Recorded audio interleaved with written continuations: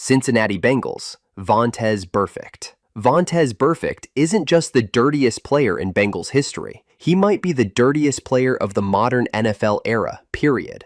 Burfict played the game at full speed, full violence, and with almost zero regard for fines, flags, or suspensions. He built a reputation on late hits, headshots, and crossing every line the league tried to set. His track record is brutal. Multiple illegal hits on Antonio Brown.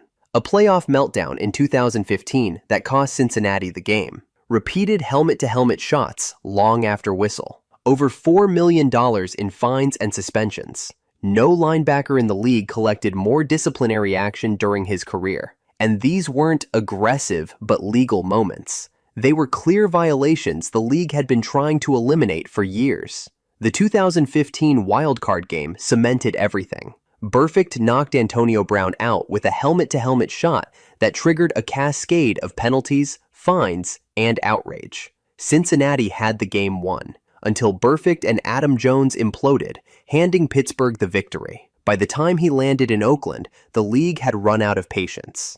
In 2019, Burfict delivered another headshot, this time to Colts tight end Jack Doyle, and the NFL suspended him for the entire season. The longest on-field suspension for a hit in league history. Burfict played with intensity few players could match, but the price was massive. His legacy will always be tied to fines, ejections, and one question: how much talent gets overshadowed when a player refuses to control it? Detroit Lions, Ndamukong Suh. Ndamukong Suh wasn't just dominant, he was feared, and not just for his strength. From the moment he entered the league, Suh built a reputation for crossing the line between physical football and outright dangerous behavior. He was a generational defensive tackle, but his style came with a long list of fines, suspensions, and plays that made the league review office work overtime. Here are the moments that define his Lions era. Stomping on Packers guard Evan Dietrich Smith's arm on Thanksgiving, earning a 2-game suspension. Kicking Matt Schaub in the groin on a nationally televised game. Shoving quarterbacks to the ground well after the play, driving his helmet into Aaron Rodgers during a sack. Multiple roughing the passer violations, many of them blatant. Between 2010 and 2014, Suh accumulated over $400,000 in fines, the most of any player in that stretch. It wasn't one incident, it was consistent. The problem with Suh was simple. His strength was overwhelming. When he decided to take a cheap shot, it hurt. Players complained. Coaches complained. The league office complained. Suh didn't. He always defended his style, saying he played hard, not dirty. Detroit fans backed him because he brought back an edge the franchise hadn't had since the 90s. But opponents saw something else. A guy who pushed the limits every snap, and sometimes snapped altogether. Ndamukong Suh will go down as one of the best defensive tackles of his era. He'll also go down as one of the dirtiest. And for the Lions, there's no debate. Tennessee Titans, Albert Haynesworth. Albert Haynesworth committed the single dirtiest act in NFL history. No debate.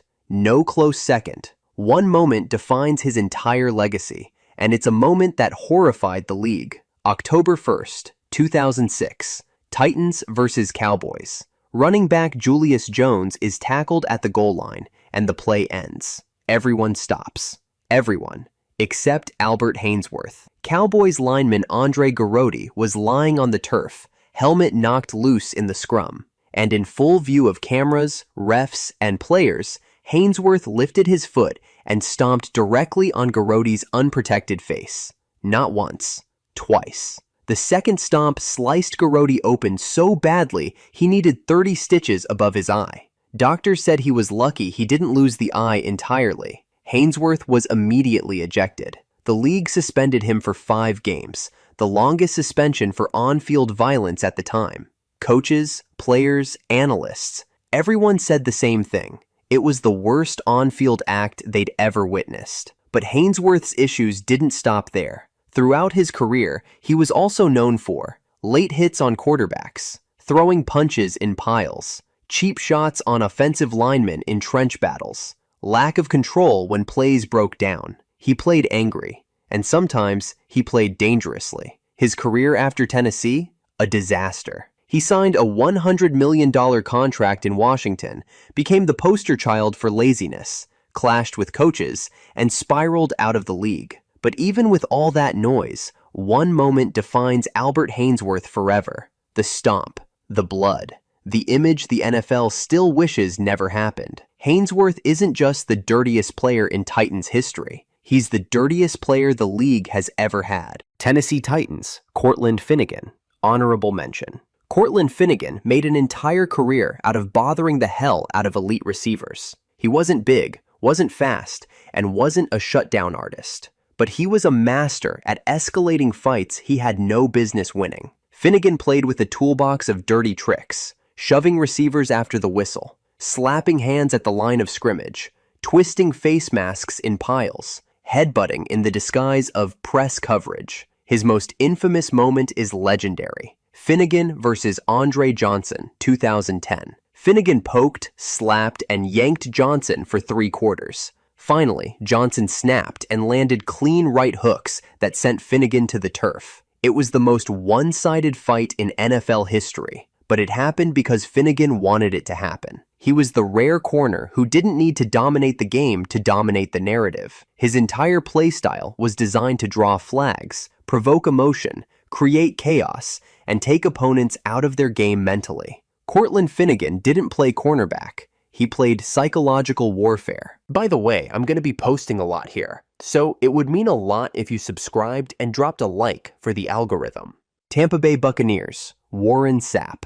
Warren Sapp is a Hall of Famer, a Super Bowl champion, and one of the most dominant defensive tackles to ever play the game. He's also one of the dirtiest, and proud of it. Sapp built his legacy on disruption, but the way he played pushed far past normal aggression. He didn't just beat offensive linemen, he embarrassed them, taunted them, and hit anything that moved. Some of Sapp's most infamous moments: blindside cheap shot on Packers offensive lineman Chad Clifton in 2002, sending Clifton to the hospital with pelvic injuries and nerve damage. Starting a screaming match with Packers coach Mike Sherman after the hit. Jumping over the line to try to hit quarterbacks after kneel downs, known as the Sapp hop. Repeated late hits and unnecessary roughness penalties. Trash talk so intense, players said he tried to mentally break opponents. Sapp walked the league like he owned it, and on Sundays, he often did. But that dominance fed the dirtiness.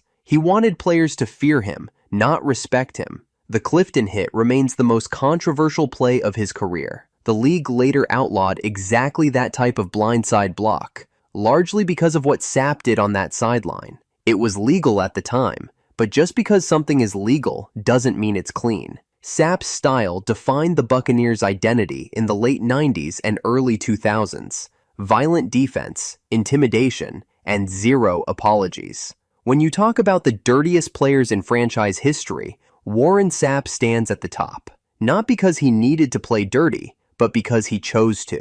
Denver Broncos, Bill Romanowski.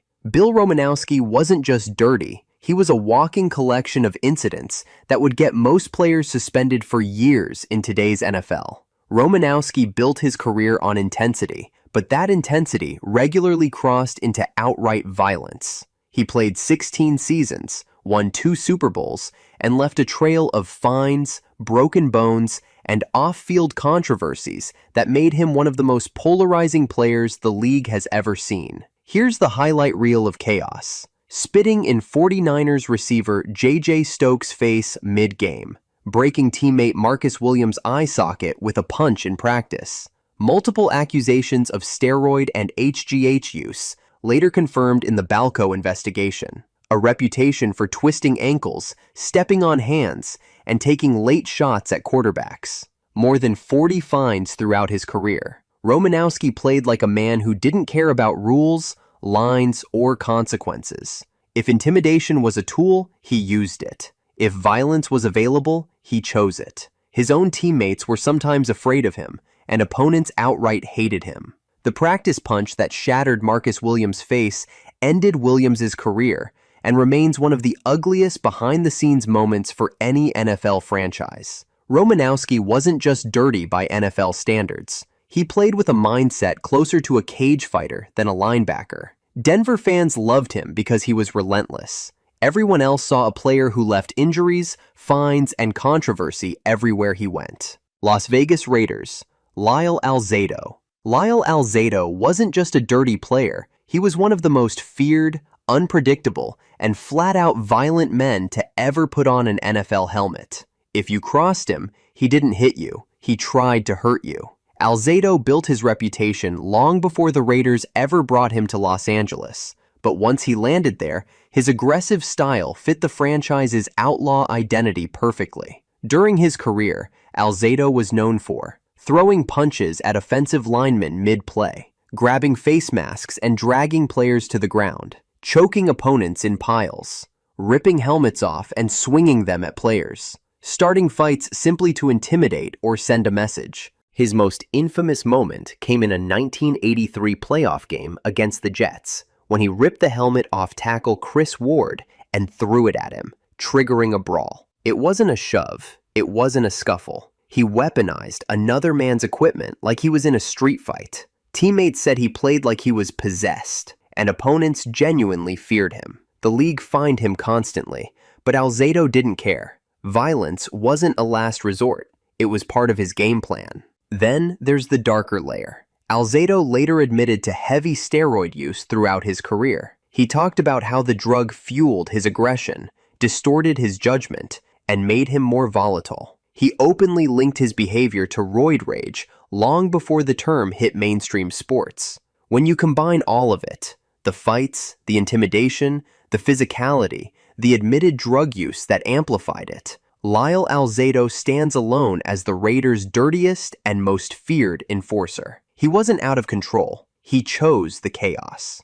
Jacksonville Jaguars, Jalen Ramsey. Jalen Ramsey isn't dirty because of cheap shots or late hits. He's dirty because he weaponized psychological warfare, took shots at players physically and verbally, and pushed every boundary of sportsmanship until opponents cracked. Ramsey played football like a cage match. If the rules didn't explicitly forbid it, he used it. And if they did, he tested them anyway. His on-field reputation came from shoving receivers after the whistle, face-to-face instigation designed to trigger ejections, borderline slams on ball carriers already being held up, extra contact during incompletions to make sure receivers felt him, jawing non-stop to lure opponents into mistakes. But the real reason Ramsey is the dirtiest Jaguar ever, the chaos he caused before and after plays. 2017 and 2018 were his peak villain years. Ramsey feuded with AJ Green, which ended in Green choking him and body slamming him, Tyreek Hill, Steve Smith Sr., Joe Flacco, whom he called trash, Josh Allen, also trash, almost every receiver he ever lined up against. AJ Green was the perfect example. Ramsey poked at him, shoved him, trash-talked him, then walked away smirking as Green completely lost control and attacked him from behind. Ramsey knew exactly what he was doing. Provoke, escalate, let the opponent get tossed. Jalen Ramsey's game combined elite coverage, physical contact right up to the edge, and psychological attacks that opponents weren't ready for. The man turned mind games into an art form and happily made enemies all over the league. For Jacksonville, no one brought more chaos with more precision. Ramsey didn't play dirty by accident. He played dirty by design. Carolina Panthers, Josh Norman. Josh Norman didn't need cheap shots to be dirty. He weaponized antagonism, chaos, and calculated physicality. He made every rep personal and every snap hostile. And if you let him inside your head, the game was over before the ball was snapped. Norman played like a corner who wanted to beat you mentally and physically, and he had no problem crossing a line to make that happen. His reputation in Carolina came from post-whistle shoves on almost every incompletion, face-masking receivers during contested balls, subtle jersey yanks and hip checks to disrupt timing, jawing non-stop until opponents cracked, mixing legal physicality with just enough dirt to stay on the field. But Norman's dirtiest moment, and the one that made him a household name, was his all-out war with Odell Beckham Jr. in 2015. That wasn't a football matchup.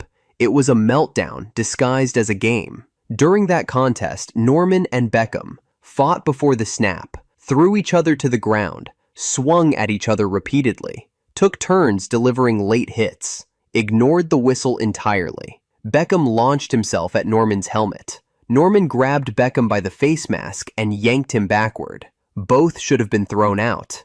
Neither was. Norman didn't just get into Beckham's head, he lived there, rent-free. The game devolved into a highlight reel of fines, flags, and behavior the league used as evidence to change how it handled player discipline. Norman also had run-ins with Des Bryant, A.J. Green, Demaryius Thomas, nearly every WR1 he lined up across from, because he made it personal every single time. Josh Norman wasn't the biggest, the fastest, or the strongest, but he was the dirtiest Panther because he always played on the edge and dragged opponents over it with him. Carolina Panthers, Greg Hardy. Honorable mention. Greg Hardy's career didn't collapse because of penalties or cheap shots. It ended because his off-field violence was darker than anything the NFL wanted associated with its shield. Hardy was a Pro Bowl pass rusher, a top-tier athlete, and a nightmare for quarterbacks. But in 2014, everything changed when he was arrested and later found guilty, before the case was dismissed on appeal, of assaulting his girlfriend. Accusations involving choking, threats, and weapon intimidation. The details were so disturbing the NFL suspended him even after the charges vanished due to the victim's absence from court. Dallas gave him another chance. He returned unrepentant, full of attitude, fighting teammates, challenging coaches, and playing with unfiltered hostility. On the field, Hardy still showed late hits, shoves after the whistle, cheap shots on quarterbacks he couldn't sack in time. But the league didn't care about his on-field dirtiness anymore. He became unmanageable, unpredictable, and radioactive. Greg Hardy isn't an honorable mention because he was one of the dirtiest players. He's here because he's one of the dirtiest stories in NFL history. New York Jets, Bart Scott. Bart Scott played linebacker with a mission. Hit you hard enough that you remembered him next week. He wasn't the fastest or the flashiest, but he was one of the nastiest, most physical enforcers of the 2000s, and his time with the Jets turned that reputation into reality. Scott's game was built on intimidation, and he delivered it through. Late hits on quarterbacks who held the ball too long, driving runners into the turf even after forward progress stopped, cheap shots in piles that linemen complained about constantly, jawing at opponents until they responded, hitting receivers over the middle with zero regard for flags. He treated every tackle like a fight, and every game like a personal rivalry. Bart Scott's most notorious Jets moments didn't come from stat sheets. They came from violence. Two things defined his dirtiest Jet legacy: his rivalry with the Patriots. Scott openly admitted he wanted to punish New England every week. He hit their players late, pushed scrums, and tried to drag the game into the mud. The animosity was real, and the hits were too. His reputation among offensive linemen. Ask anyone from that era. Bart Scott was the linebacker most likely to keep hitting after the whistle. Not once, not occasionally. Every play was a chance to send a message. Referees flagged him often. The league fined him repeatedly. Opponents accused him of intentionally trying to injure, and Scott didn't deny any of it. He embraced it. He once said defenders needed to return violence to the game because offenses were getting too comfortable. In the Jets' long history of scrappers, headhunters, and edge players, nobody blended aggression, late hits, and hostility like Bart Scott. He didn't just play dirty. He believed that was the correct way to play. Dallas Cowboys, Roy Williams. Roy Williams was one of the most feared safeties of the 2000s, not because he covered well, not because he was technical, but because he hit people like he wanted to erase them. Williams built his career on violence. Pure, unfiltered, highlight reel violence, and the NFL literally changed its rulebook because of him. The signature move that made him the dirtiest cowboy of his era, the horse collar tackle. Williams used it constantly, not occasionally, not situationally. It was his go-to weapon. grab the back of the pads, yank a player backward, whip their legs into the air, pray they didn't break something. Except they did, repeatedly. Between 2002 and 2004, Terrell Owens broke his leg. Several running backs suffered ankle and knee injuries. Multiple receivers limped off the field after the same exact move. The league finally stepped in and outlawed horse collars in 2005. The unofficial name of the rule? The Roy Williams rule. Williams didn't stop immediately. He continued using the technique and was suspended in 2007 after 4 horse collar violations in one season, the only player to get suspended specifically for the rule at the time. Beyond that, Williams was known for launching himself helmet first into players, late hits on tight ends and running backs, high shots across the middle, tackles that finished with unnecessary torque or twist. Opponents respected him, but they also feared him. Not Brian Dawkins feared. Hope he doesn't break my leg feared. Roy Williams was a heat-seeking missile with no regard for angles, safety, or longevity. Dallas has had enforcers, intimidators, and headhunters, but none of them forced the league to change a rule to stop them from hurting people. Roy Williams is the Cowboys' dirtiest player, by mandate of the NFL itself. Dallas Cowboys. George Teague. Honorable mention.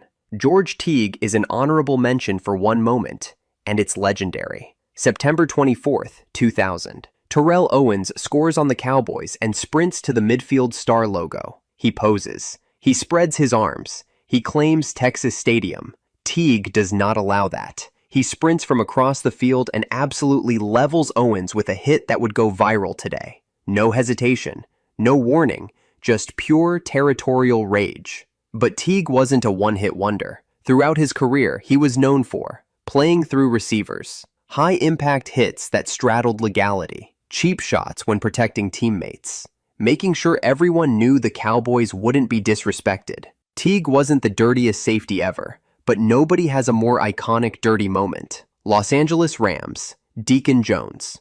Deacon Jones wasn't just dirty, he invented a move so dangerous the NFL had to ban it outright. And he did it while becoming one of the most terrifying pass rushers ever to walk onto a football field. Jones didn't rely on speed alone. He relied on violence, plain and simple. His signature move was the reason offensive linemen feared him more than any other defender of his era. That move? The head slap.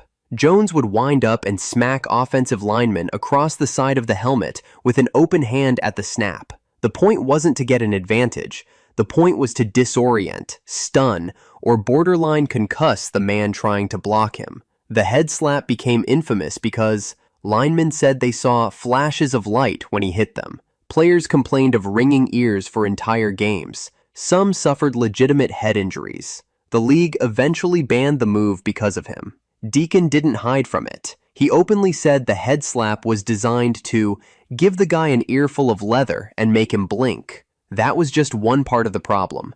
Jones was also known for clotheslines on running backs, driving quarterbacks into the ground long after the release, twisting linemen's face masks to throw them off balance, routinely hitting players high, even by 1960s and 70s standards, talking openly about trying to hurt quarterbacks.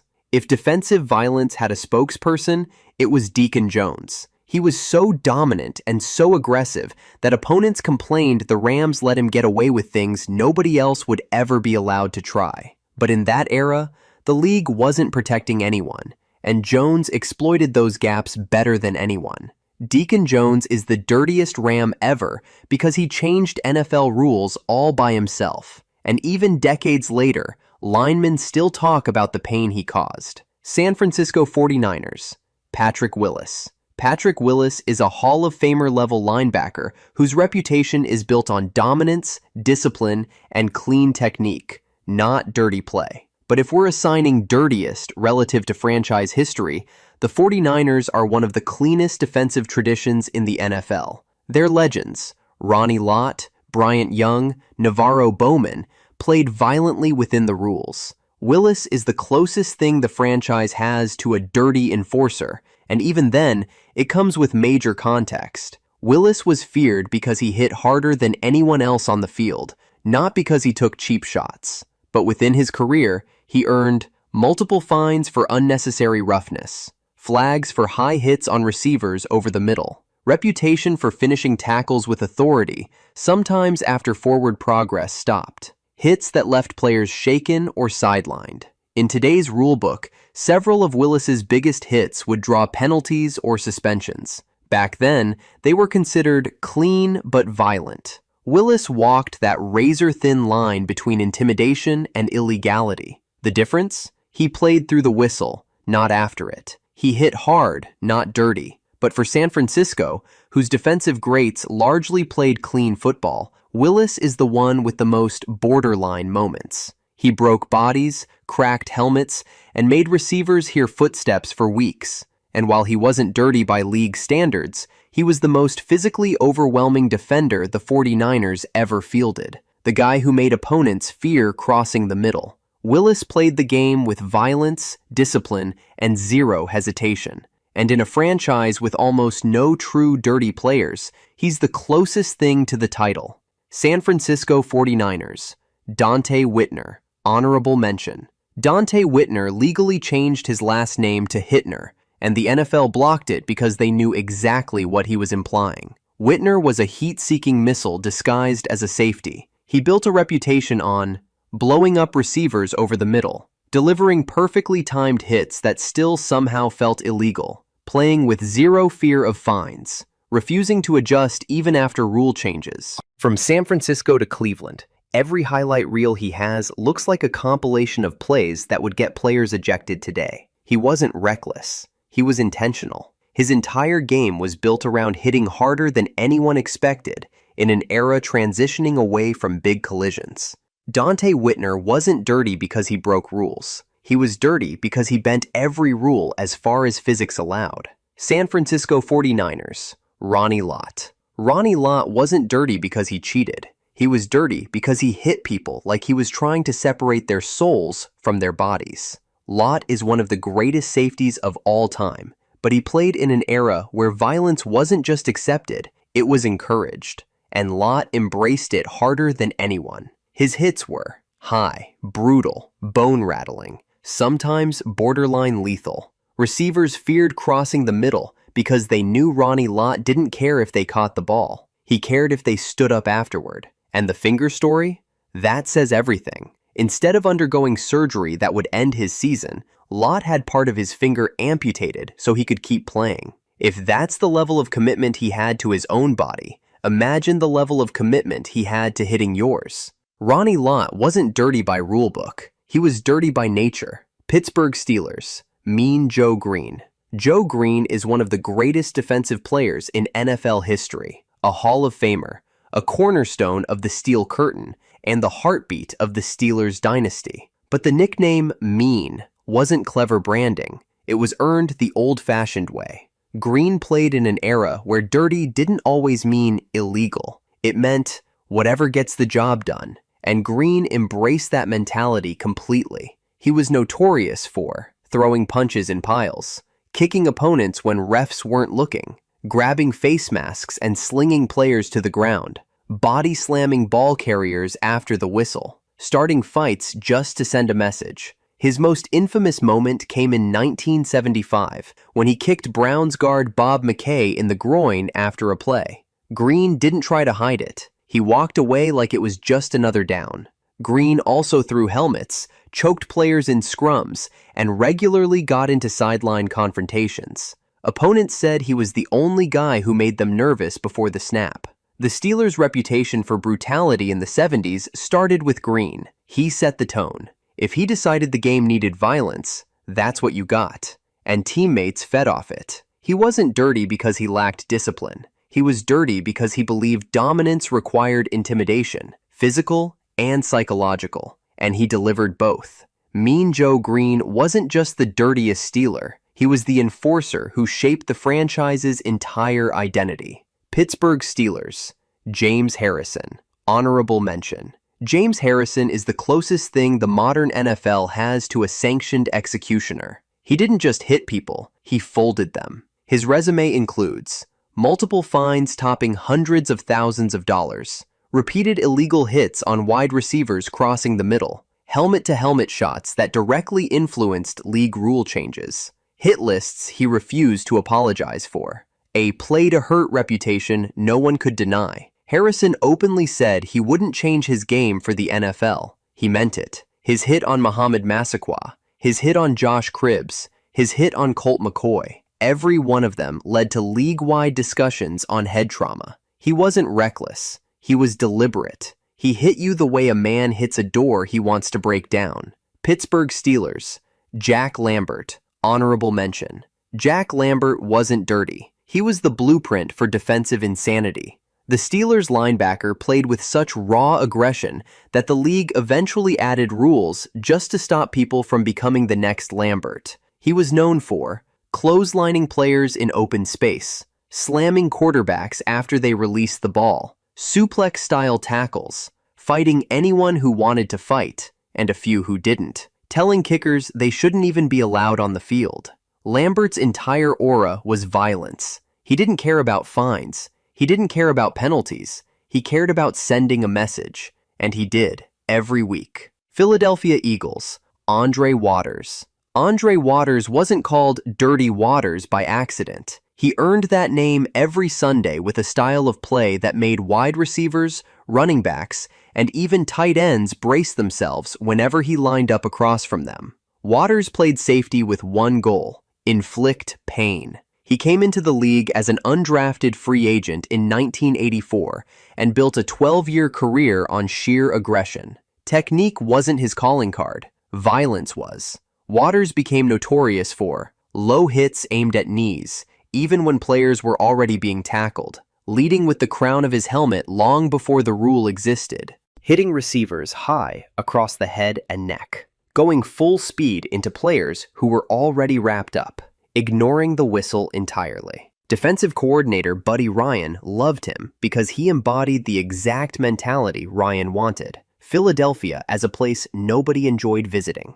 Opponents hated him for the same reason. Multiple players accused Waters of intentionally trying to injure them. In that era, before modern safety rules, referees rarely stepped in. Waters took full advantage, delivering hits that would get a player ejected instantly today. He finished his career with more fines for illegal hits than almost any defensive back of his generation. He didn't play dirty by accident. It was strategy, intimidation, and identity all wrapped into one. For the Eagles, no one even comes close. Andre Waters set the standard for the franchise's dirtiest, meanest defensive enforcer. Oakland Raiders. Steve Wisniewski. Steve Wisniewski was the perfect Raider.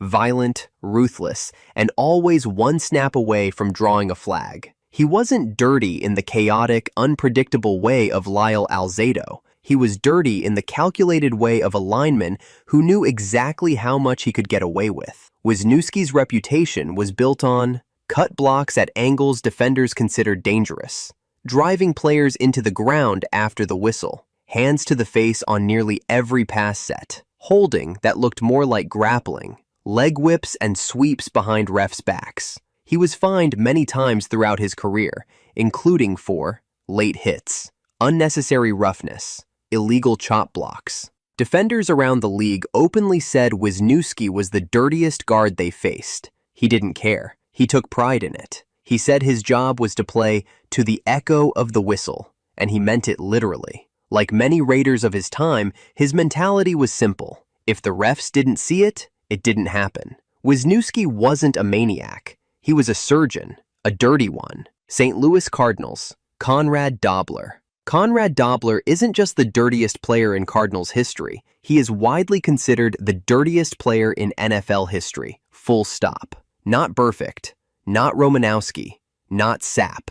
Dobler sits on the throne, and he earned it. Dobler played offensive line in the 70s with a style that made opponents furious, teammates proud, and referees unsure what they just saw. Here's what he was known for: punching opponents in the kidneys inside the pile, thumbs to the throat, spitting in faces, headbutting defensive linemen when the refs weren't looking, biting players during run plays. Hall of Famer Merlin Olsen accused him directly. Chop blocks aimed deliberately at knees. Talking trash so filthy opponents wanted to fight him every snap.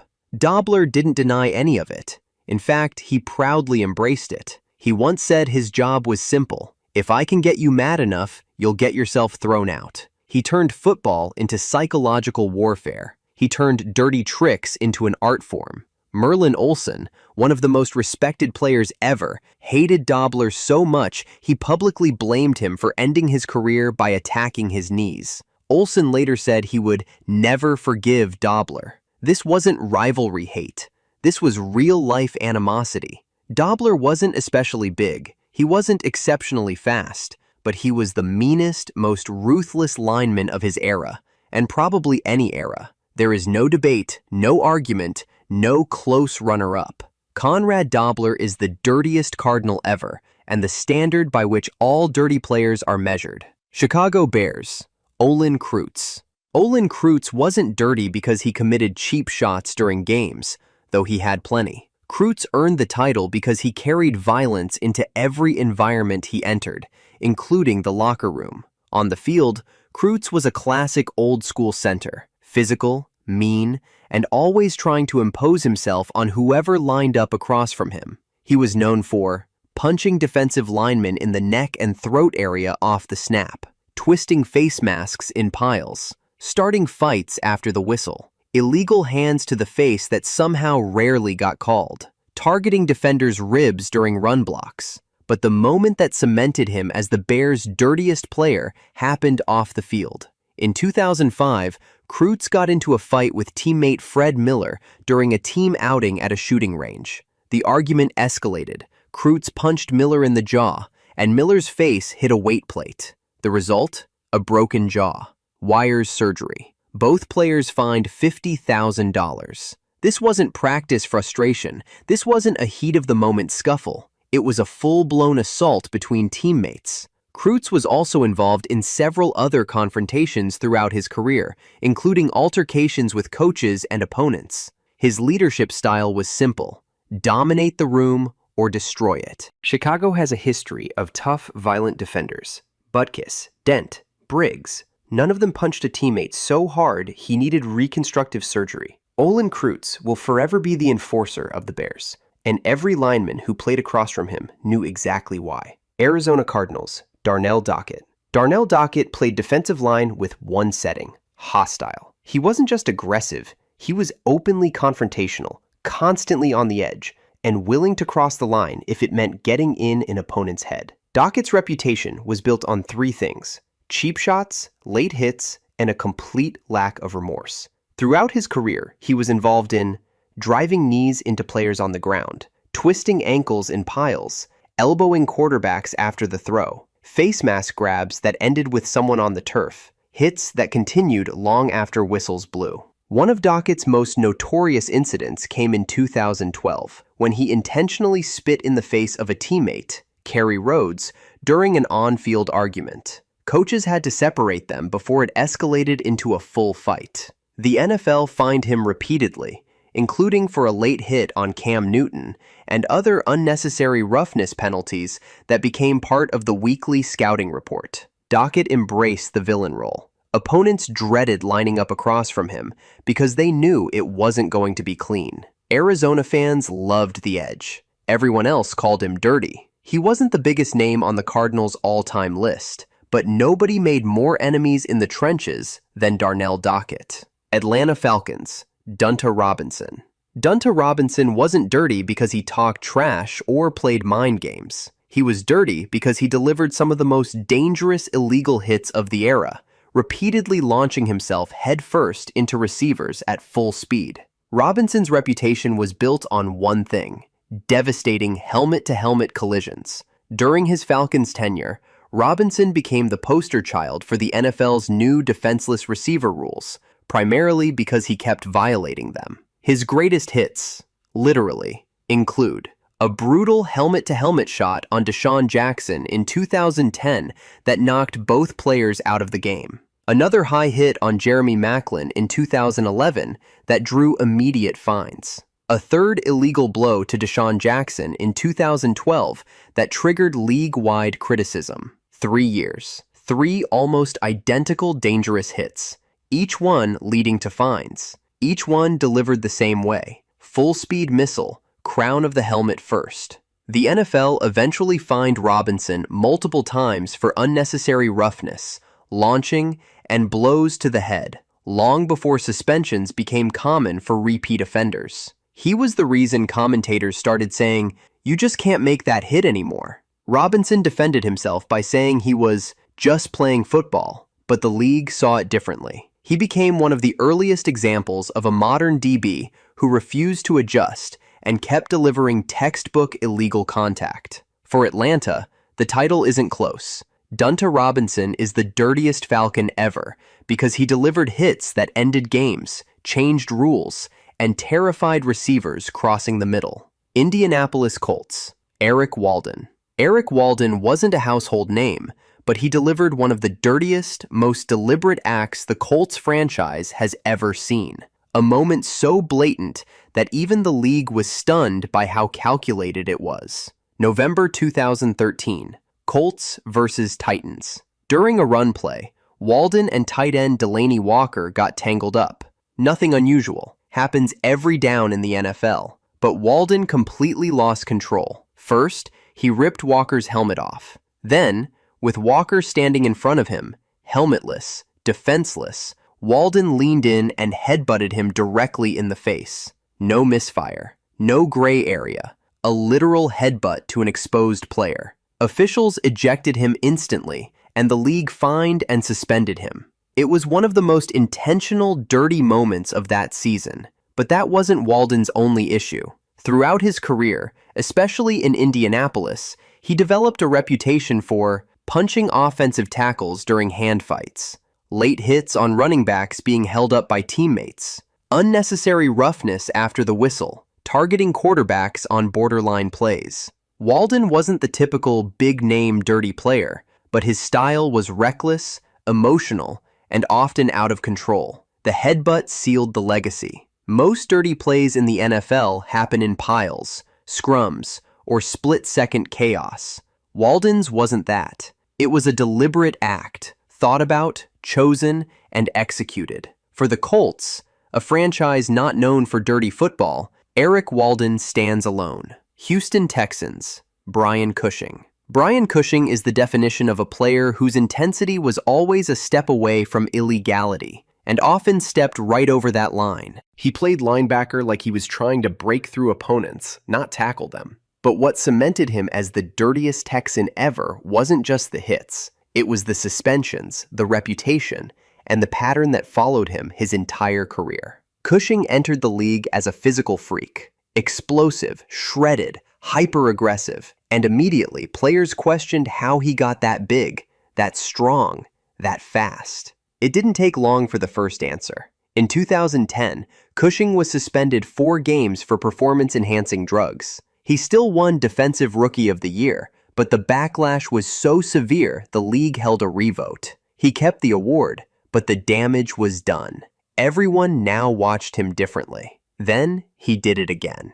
In 2017, Cushing was suspended 10 games for another PED violation, one of the harshest punishments ever given to a defensive player. At that point, his reputation was locked in. He played the game chemically enhanced, and he hit with the kind of reckless violence that made offensive players brace for impact. Cushing's on-field behavior matched the off-field controversy. High hits on running backs in the hole, leading with the crown of his helmet, driving ball carriers into the ground long after progress stopped, cheap shots during pursuit, especially toward the sideline, hits in practice that teammates hated. He played like he was always trying to prove something, always on edge, always over the line.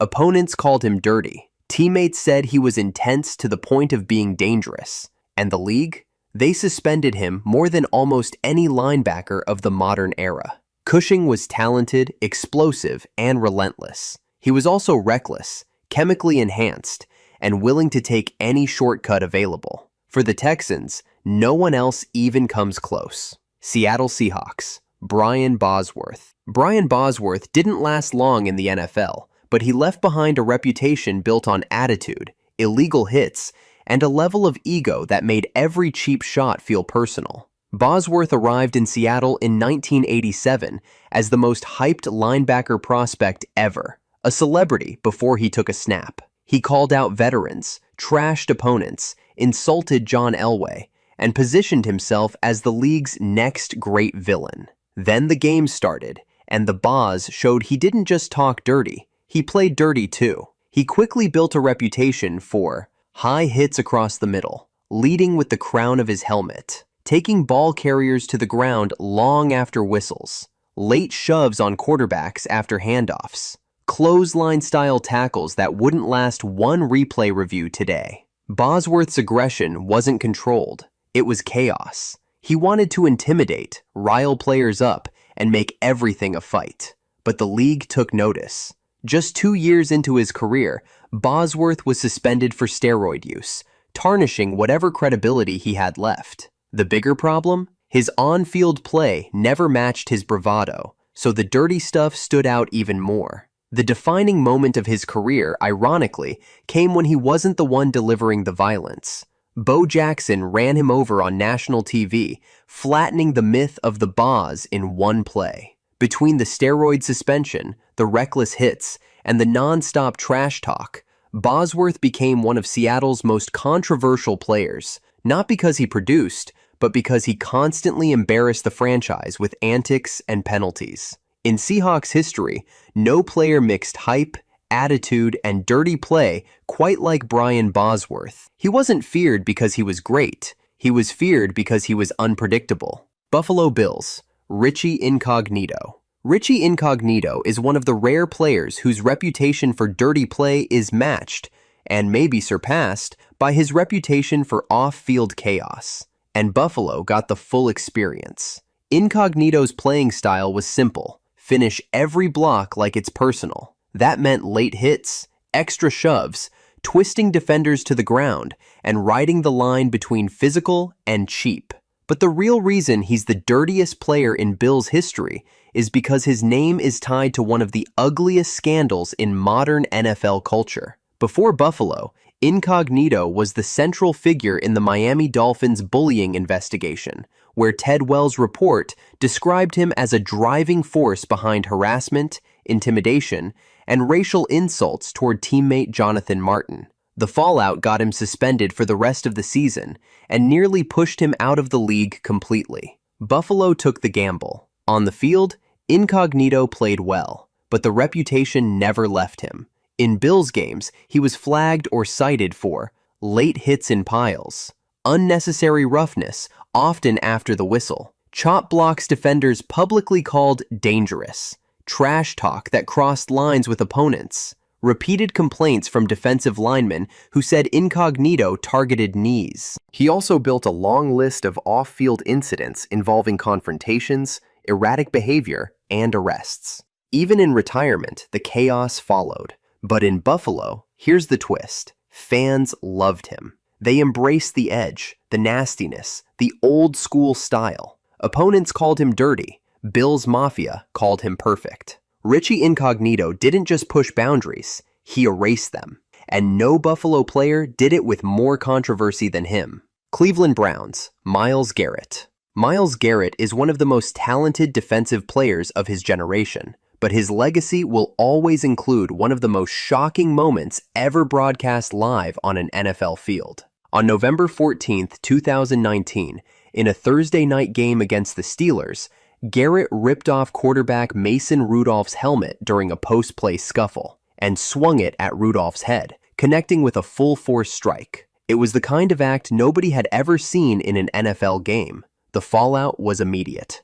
Garrett was suspended indefinitely, later set to the remainder of the season, the longest suspension for an on-field act in league history. Multiple players and coaches called it assault. He was fined over $45,000. The league rewrote parts of its disciplinary structure afterward. One moment doesn't define a player, unless the moment is that extreme. And for Garrett, it wasn't an isolated flash of aggression.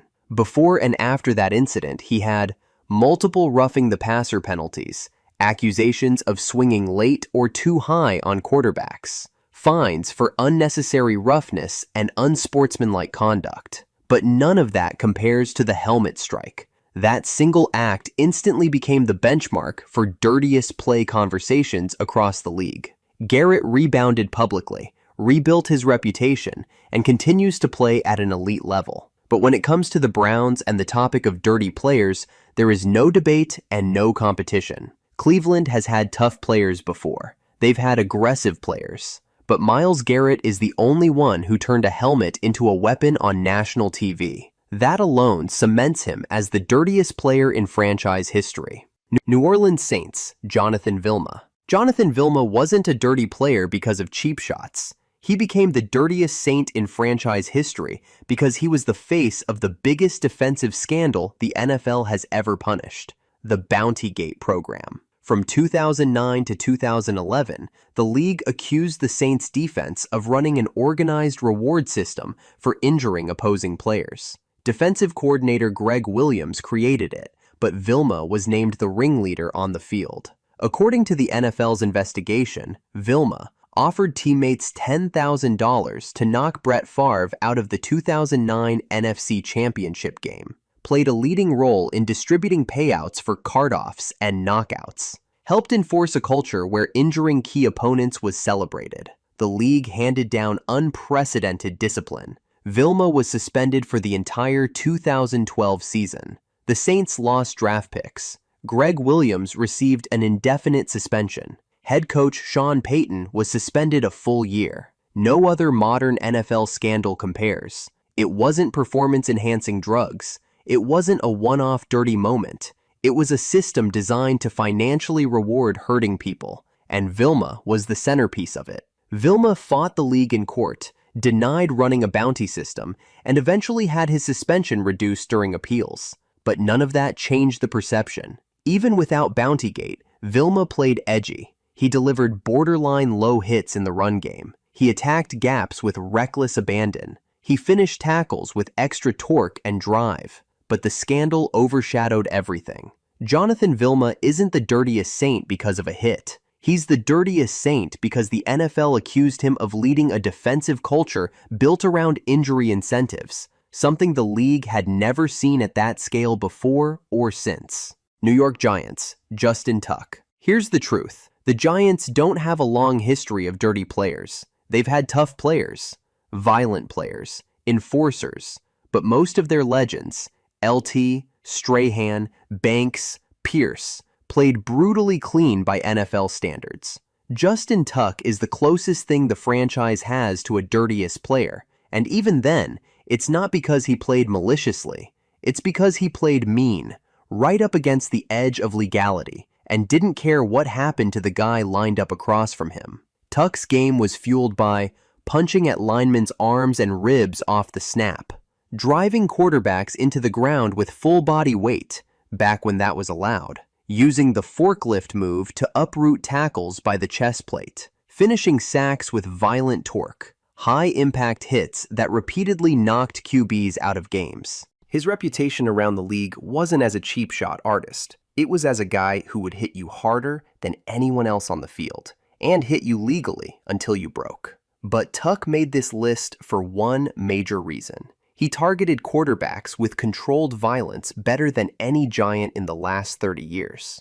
In the Giants' Super Bowl runs, Tuck punished Tom Brady in both championships. He repeatedly collapsed the pocket with brute force. Patriots linemen accused him of dirty hands to the throat. Brady later admitted Tuck was one of the only defenders who genuinely scared him physically. Tuck was fined multiple times throughout his career for late contact, hits to the upper body on quarterbacks, hands to the face, roughing the passer. Nothing egregious, but always just far enough over the line that opponents hated him. Here's the clean, honest summary. Justin Tuck wasn't dirty in the Albert Haynesworth or Vontaze Burfict sense. He was dirty in the New York Giants sense, meaning he played so violently, so relentlessly, and with such controlled fury that offensive linemen dreaded seeing him. And for a franchise without many cheap shot players, Tuck is the one who fits the dirtiest title best. New England Patriots, Brandon Merriweather. Brandon Merriweather wasn't just the dirtiest Patriot. He was one of the dirtiest safeties of his entire era. He built a reputation on helmet-first collisions, launching himself at receivers, and ignoring every warning, fine, and rule change the league threw his way. At his peak, Merriweather was a walking suspension waiting to happen. His greatest hits, the illegal ones, included a full-speed headshot on Baltimore tight end Todd Heap in 2010, one of the most vicious hits of the decade, launching himself helmet first at defenseless receivers, repeated crown-of-the-helmet blows in open space, ignoring defenseless player protections as if they didn't exist. That hit on Heap wasn't borderline. It was exactly what the NFL was trying to eliminate. Merriweather lowered his head, targeted the skull, and struck with maximum force. Heap stayed down, and the league slammed Merriweather with fines and national criticism. But he didn't change. Between 2010 and 2013, Merriweather was fined repeatedly for blows to the head, unnecessary roughness, late hits, launching helmet-to-helmet collisions. He grew such a reputation that players openly said they feared for their safety when he was lining up deep. When Merriweather left New England, things didn't improve.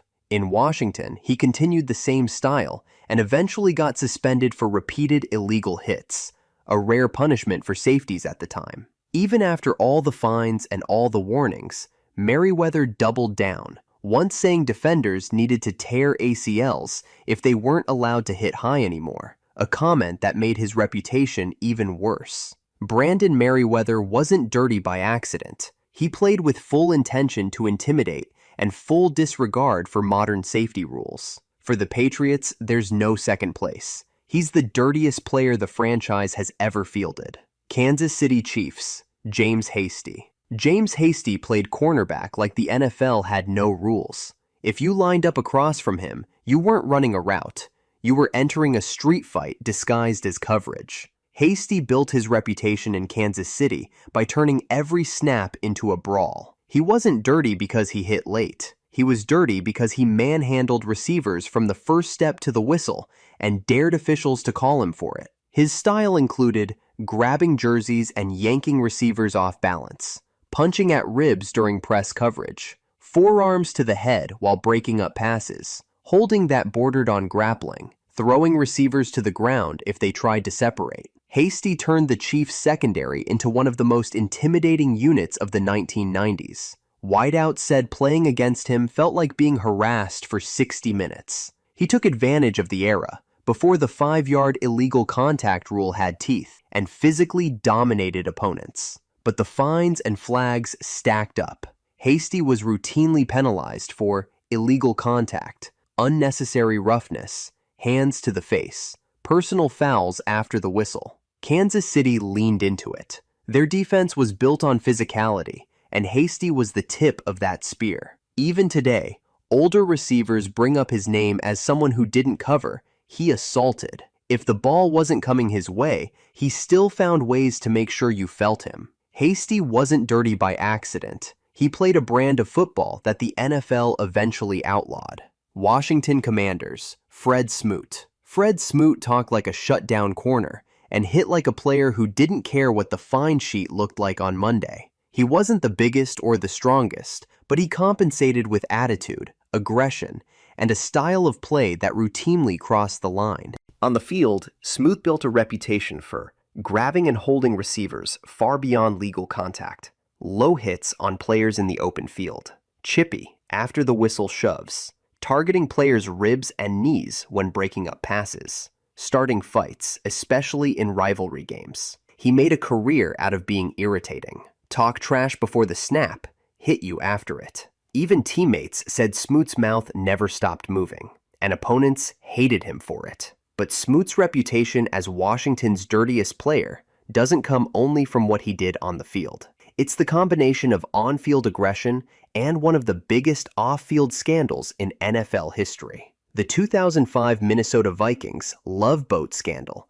was headlined by Smoot. According to investigations, he organized and facilitated the infamous party on Lake Minnetonka that led to widespread charges of indecent conduct. Smoot later pled guilty to disorderly conduct and public nuisance, and he was fined by both the court and the NFL. In Washington's franchise history, there have been bigger stars and better players, but no one blends dirty play, controversy, and chaos quite like Fred Smoot. He wasn't just a trash talker. He was a troublemaker, on the field and everywhere else. Green Bay Packers, Charles Martin. Charles Martin committed one of the single dirtiest plays in NFL history. A hit so blatant and so dangerous that it became a reference point for every late hit suspension that came after it. And it happened in the middle of a rivalry game that was already boiling. On November 23, 1986, the Packers were playing the Bears. Chicago was the defending Super Bowl champion. The game was chippy from the opening snap. Martin took it further. After Jim McMahon threw an interception, Martin grabbed him from behind, lifted him, and body slammed him shoulder first into the turf, several seconds after the play was dead.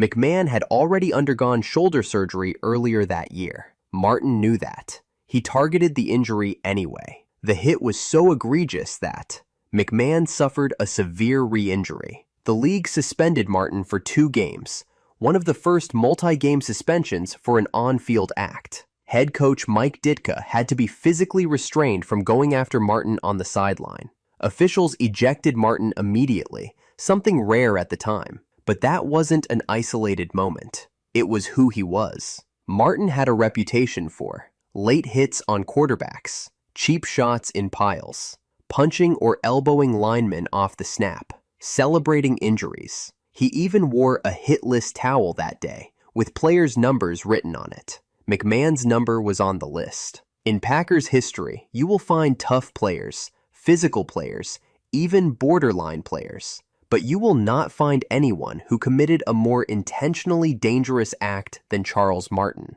One play made him infamous. The rest of his career confirmed it wasn't a mistake. Los Angeles Chargers, Sean Merriman. Sean Merriman didn't just dominate early in his career, he detonated. Lights Out was more than a nickname. It was his style of play, explosive, violent, and permanently towing the line between legal and dirty. From the moment he entered the league in 2005, offensive players complained about the same things. Late hits on quarterbacks, finishing tackles after the whistle, driving players into the ground unnecessarily, taking shots on vulnerable opponents. Merriman played like a missile, and he didn't always differentiate between the snap and the whistle. His rookie year set the tone. He delivered hits so brutal that multiple players publicly called him out. And then came the steroid suspension. In 2006, the NFL suspended Merriman 4 games for violating the league's performance-enhancing drug policy.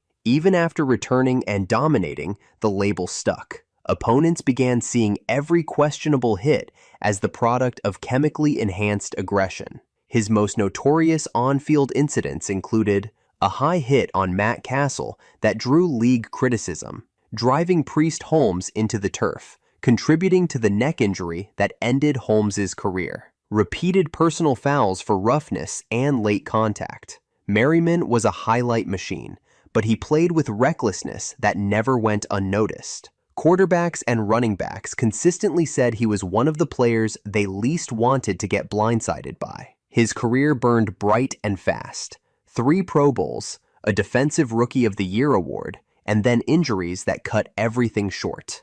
But ask players from that era who the dirtiest Charger was, and the answer is immediate. Sean Merriman brought violence with every snap, and he didn't apologize for any of it. Baltimore Ravens, Terrell Suggs. Terrell Suggs is one of the greatest defensive players the Ravens ever produced, but he also built a reputation for playing right on the edge, and plenty of times, way over it. Suggs didn't depend on finesse, he depended on violence.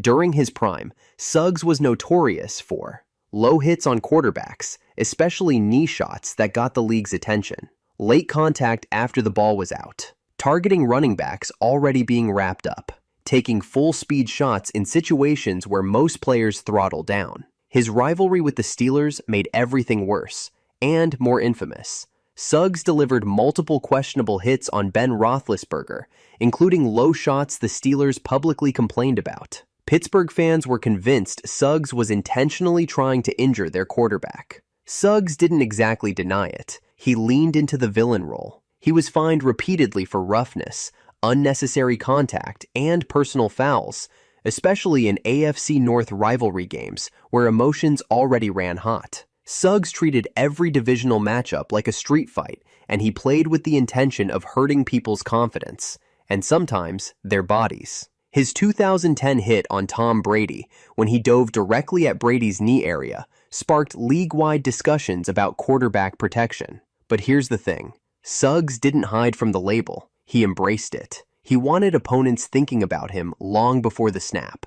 Baltimore has a long list of tough, physical defenders, but nobody blended intimidation, borderline hits, and open hostility the way Terrell Suggs did. He didn't just play dirty. He played like he enjoyed being the problem. Minnesota Vikings, Chris Hovan. Chris Hovan was the Vikings' resident agitator, a defensive tackle who didn't rely on technique or finesse as much as he relied on rage, trash talk, and a willingness to take every battle a step too far. Hovan played with a relentless motor, but he built his reputation on this formula: hit late, talk nonstop, and try to get under everyone's skin until they snap.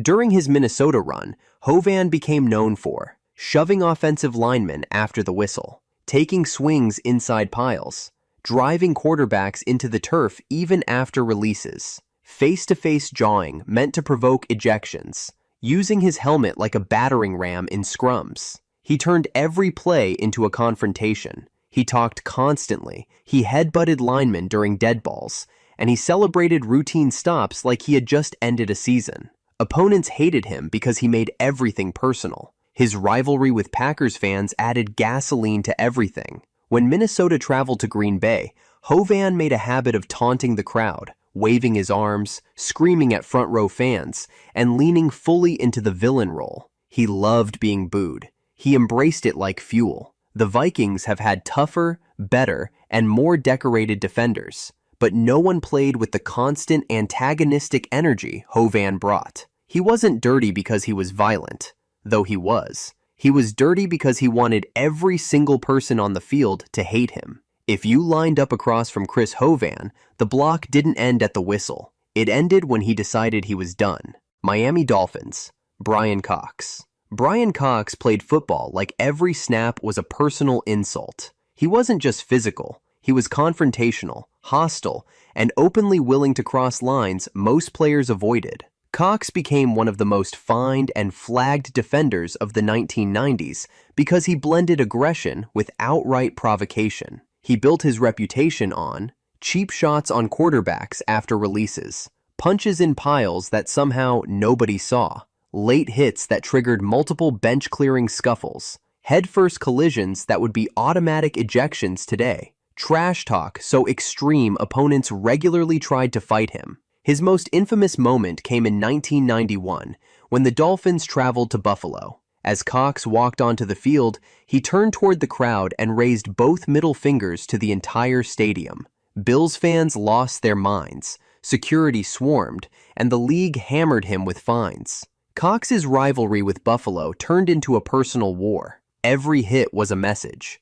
Every whistle was a suggestion. He played angry and stayed angry. The NFL repeatedly fined him for roughness and unsportsmanlike conduct, at one point more than any linebacker of his era. Miami teammates appreciated the fire. Opponents knew he was a threat the moment the huddle broke. Brian Cox didn't hide from his reputation. He embraced it. He played like a man who believed intimidation was a legitimate defensive weapon. And in Dolphins history, no one carried the dirty label louder than him. Cleveland Browns. Reset plus rebuild around depth. The Cleveland Browns trading Myles Garrett marks a clear turning point in how the franchise is being built. And the most important detail is this: they did not replace him with another superstar. Instead, they shifted direction entirely. This move starts with what the Browns lost. Myles Garrett wasn't just their best defensive player. He was the type of edge rusher who changes entire game plans. Offenses had to account for him on every snap, often sliding extra blockers his way or changing protection schemes just to survive him. Losing that kind of presence doesn't just weaken a defense, it removes its central pressure point. So naturally, the expectation after a trade like this is simple. Cleveland should have gone out and acquired another elite, established defensive star to fill the gap. That didn't happen. Instead, the return package from the Rams gave Cleveland something very different. They received Jared Verse, a young and rising edge defender who already showed high-end production early in his career, along with multiple future draft picks stretching deep into the late 2020s. On paper, that looks valuable, but it is not a direct replacement for a proven, top-tier defensive superstar. What this tells you is that Cleveland is not trying to swap star for star. They are changing the structure of their roster-building approach. Rather than paying for one dominant, high-cost defensive centerpiece, the Browns are moving toward a model built on depth, youth, and long-term flexibility. Verse gives them a cost-controlled pass rusher with upside, while the draft picks give them the ability to add multiple starters over several years, instead of depending on one elite player. To reinforce that direction, their broader offseason activity followed the same pattern. Instead of targeting one headline-making superstar, they focused on smaller additions across the roster, reinforcing the offensive line, adding rotational defensive pieces, and improving overall depth. The idea is to build a more balanced team where production is spread out rather than concentrated in one player. So, did the Browns acquire a superstar this offseason? There is no equivalent replacement for Garrett on the roster or in their incoming moves. What they acquired instead is a foundation for a different type of team, one that relies less on a single game wrecker and more on multiple contributors developed over time. In simple terms, Cleveland is stepping away from a superstar-driven defense and moving toward a broader rebuild strategy. The upside is flexibility and future growth. The downside is immediate impact, because players like Myles Garrett are extremely difficult to replace. That's the real story of their offseason. Not a replacement, but a reset. Pittsburgh Steelers, Michael Pittman Jr. This offseason, the Pittsburgh Steelers were keen on two things: reliability and physicality in the passing game. That search led directly to Michael Pittman Jr. Throughout his career, Pittman established himself as one of the league's toughest and most dependable wide receivers. Even in unstable offensive situations, he consistently produced because of strong hands, contested catch ability, route toughness, physicality after the catch, and willingness to work the middle of the field. He is the type of receiver quarterbacks trust in difficult situations. That matters enormously for Pittsburgh. The Steelers' offense struggled at times with stalled drives, inconsistent third down execution, lack of rhythm, and limited reliability in critical moments. Pittman helps address several of those issues immediately. What he offers is stability. He may not always produce flashy highlight plays, but he consistently moves chains, absorbs contact, wins contested catches, and creates dependable targets in pressure situations. Stylistically, he fits Pittsburgh perfectly. The Steelers have traditionally valued physical football, toughness, disciplined execution, and aggressive play style. Pittman reflects all of those traits. The organization believes he can help stabilize the offense while also giving the quarterback a reliable safety blanket underneath and along the sidelines. The biggest expectation is offensive consistency. Pittsburgh does not necessarily need the league's most explosive offense. They need an offense capable of sustaining drives and complementing the defense consistently. The concern is quarterback play. Even elite receivers can disappear if offensive structure remains inconsistent. Pittman's success ultimately depends on whether Pittsburgh can provide enough stability around him. From a culture and football perspective, this move feels extremely Steelers, physical, reliable, and built for difficult AFC North football. Houston Texans, building aggressively around C.J. Stroud.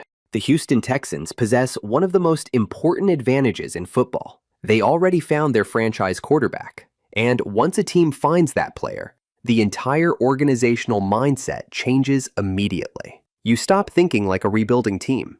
You start thinking like a contender. That is exactly where Houston is now with C.J. Stroud. Stroud transformed the Texans faster than almost anyone expected. From the moment he entered the league, he showed elite poise, high-level accuracy, calm pocket movement, quick defensive processing, and the ability to make difficult throws without panicking under pressure. Most young quarterbacks struggle heavily adjusting to NFL speed. Stroud looked comfortable almost immediately. That rapid development completely changed Houston's timeline. Instead of slowly rebuilding over several years, the Texans attacked the offseason aggressively because they believe their championship window may already be opening. The organization focused heavily on improving pass protection, strengthening defensive depth, maintaining offensive explosiveness, and building a roster capable of competing deep into January. Because once you have a quarterback playing at Stroud's level, wasting early prime years becomes one of the biggest mistakes a franchise can make. What makes Stroud especially dangerous is balance. He is not purely a system quarterback. He is not purely an improviser. He combines structure, timing, deep ball accuracy, patience, and composure. That combination allows Houston's offense to attack defenses in multiple ways. The Texans also understand something important. The AFC is becoming brutally difficult. To survive long-term against Patrick Mahomes, Josh Allen, Lamar Jackson, Joe Burrow, and other elite quarterbacks, you cannot remain passive roster-wise. Houston clearly recognized that reality and responded by accelerating its entire competitive timeline. The expectation now is no longer development. The expectation is playoff success. And honestly, that pressure says everything about how quickly Stroud changed the franchise. Indianapolis Colts, Arden Key.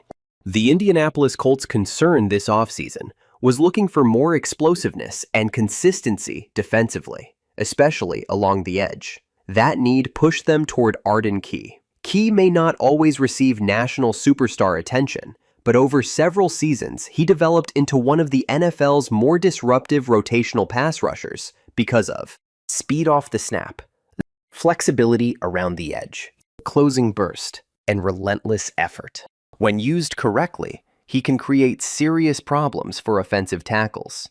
Indianapolis signed him because the defense needed more pressure production without relying too heavily on blitzing. In today's NFL, defenses survive by affecting quarterbacks quickly. If opposing quarterbacks remain comfortable in the pocket, even strong secondaries eventually break down. The Colts understood they needed another edge presence capable of forcing hurried throws, collapsing pockets, and creating negative plays. That is exactly what Key brings. One of the most appealing parts of his game is versatility. He can rush standing up, play with his hand in the dirt, rotate across formations, and contribute heavily in obvious passing situations. That flexibility gives Indianapolis more creativity defensively. The expectation is not necessarily superstar production. The expectation is disruption. The Colts believe Key can help transform the defensive front from solid into genuinely dangerous if the rotation around him develops properly. The biggest concern is consistency.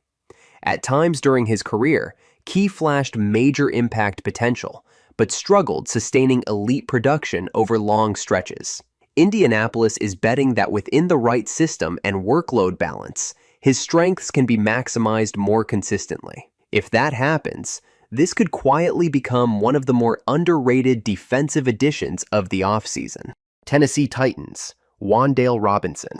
This offseason, the Tennessee Titans were keen on modernizing an offense that too often looked limited, predictable, and lacking explosiveness. That's why they settled on Wan'Dale Robinson. Robinson built his reputation as a quick, versatile offensive weapon capable of contributing both as a receiver and in manufactured touch situations. While he may not possess elite size, he compensates with acceleration, change of direction ability, agility in space, and strong short area quickness. Tennessee signed him because the offense desperately needed more speed and creativity. For several seasons, the Titans struggled generating explosive passing offense consistently. Defenses often crowded underneath zones because they did not fear separation speed enough. Robinson helps address that issue immediately. What he offers is movement and unpredictability. He can operate from the slot, motion across formations, contribute on screens, attack underneath coverage, and create yards after the catch. That gives Tennessee more flexibility offensively. The Titans are trying to become less dependent on purely physical, slow-tempo football and more capable of creating chunk plays through spacing and speed. Robinson fits that direction perfectly. The expectation is not massive statistical dominance immediately. The expectation is offensive diversification. Tennessee wants defenses forced to defend more grass horizontally instead of simply loading the box aggressively. The concern is physical durability and role consistency. Smaller, movement-heavy receivers sometimes struggle handling physical coverage over full seasons. Tennessee must use Robinson creatively rather than forcing him into mismatch situations repeatedly. This move clearly signals the Titans want their offense becoming faster, more modern, and harder to predict. Kansas City Chiefs, Kenneth Walker III.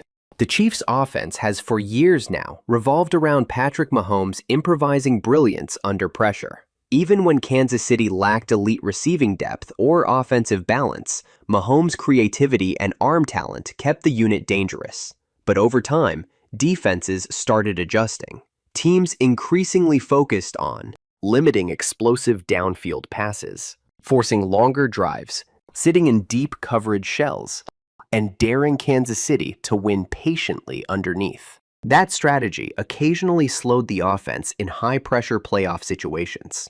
Combine this with Mahomes' recent ACL/LCL injury. The organization is keen on reducing pressure on not just Mahomes, but also the Chiefs' offense. So, they responded by adding one of the league's most explosive young running backs. Walker built his reputation through violent running style, elite acceleration, tackle-breaking ability, balance through contact, and home run explosiveness. Once he finds space, he can completely change games within seconds. Kansas City signed him because they wanted defenses punished for overcommitting to stopping Mahomes. Now, if opponents drop extra defenders into coverage, Walker can attack lighter boxes directly. That creates balance the Chiefs occasionally lacked during stretches of previous seasons. What makes the fit especially dangerous is spacing. Defenses already struggle defending. Travis Kelce, Mahomes scrambling, deep passing concepts, motion-heavy formations, and Andy Reid's creativity. Adding a legitimate explosive runner forces defenses into even harder decisions. Walker also helps in playoff football specifically. As postseason games become colder, slower, and more physical, reliable rushing attacks become far more valuable. Kansas City clearly recognized that relying exclusively on Mahomes' magic every January is risky long-term. The expectation is offensive balance without sacrificing explosiveness. The concern is usage fit. Kansas City's offense has traditionally leaned pass-heavy, and integrating a high-impact running back consistently requires commitment to balance. If Walker becomes underutilized, the move loses value quickly. On paper, this may be one of the most dangerous offensive additions in the entire NFL. Denver Broncos, Jalen Waddle. Few teams changed their offensive identity more aggressively during the 2026 offseason than the Denver Broncos. And the move that completely transformed expectations was acquiring Jalen Waddle. For years, Denver struggled with offensive inconsistency. The Broncos often lacked explosive separation, vertical speed, yards after catch production, and reliable game-breaking ability. Too many drives depended on methodical execution instead of explosive momentum swings. Waddle changes that instantly. Since entering the league, he established himself as one of football's fastest and most dynamic receivers because of elite acceleration, route separation, open field agility, deep threat ability, and explosive playmaking after the catch. Very few defenders can match his speed one-on-one. That speed alone changes defensive structure. Safeties must play deeper. Corners cannot press as aggressively without help. Linebackers hesitate longer underneath. The Broncos targeted Waddle because they wanted to modernize the offense completely. Instead of playing conservative football, Denver is now trying to create pressure on defenses every snap. What makes Waddle especially dangerous is versatility. He can attack vertically, operate underneath, motion across formations, create separation quickly, and turn short passes into massive gains. That gives the offense significantly more flexibility. The move also takes pressure off the quarterback. When receivers separate quickly, offensive timing improves dramatically. Waddle creates easier throws and more explosive opportunities without requiring perfect protection every snap.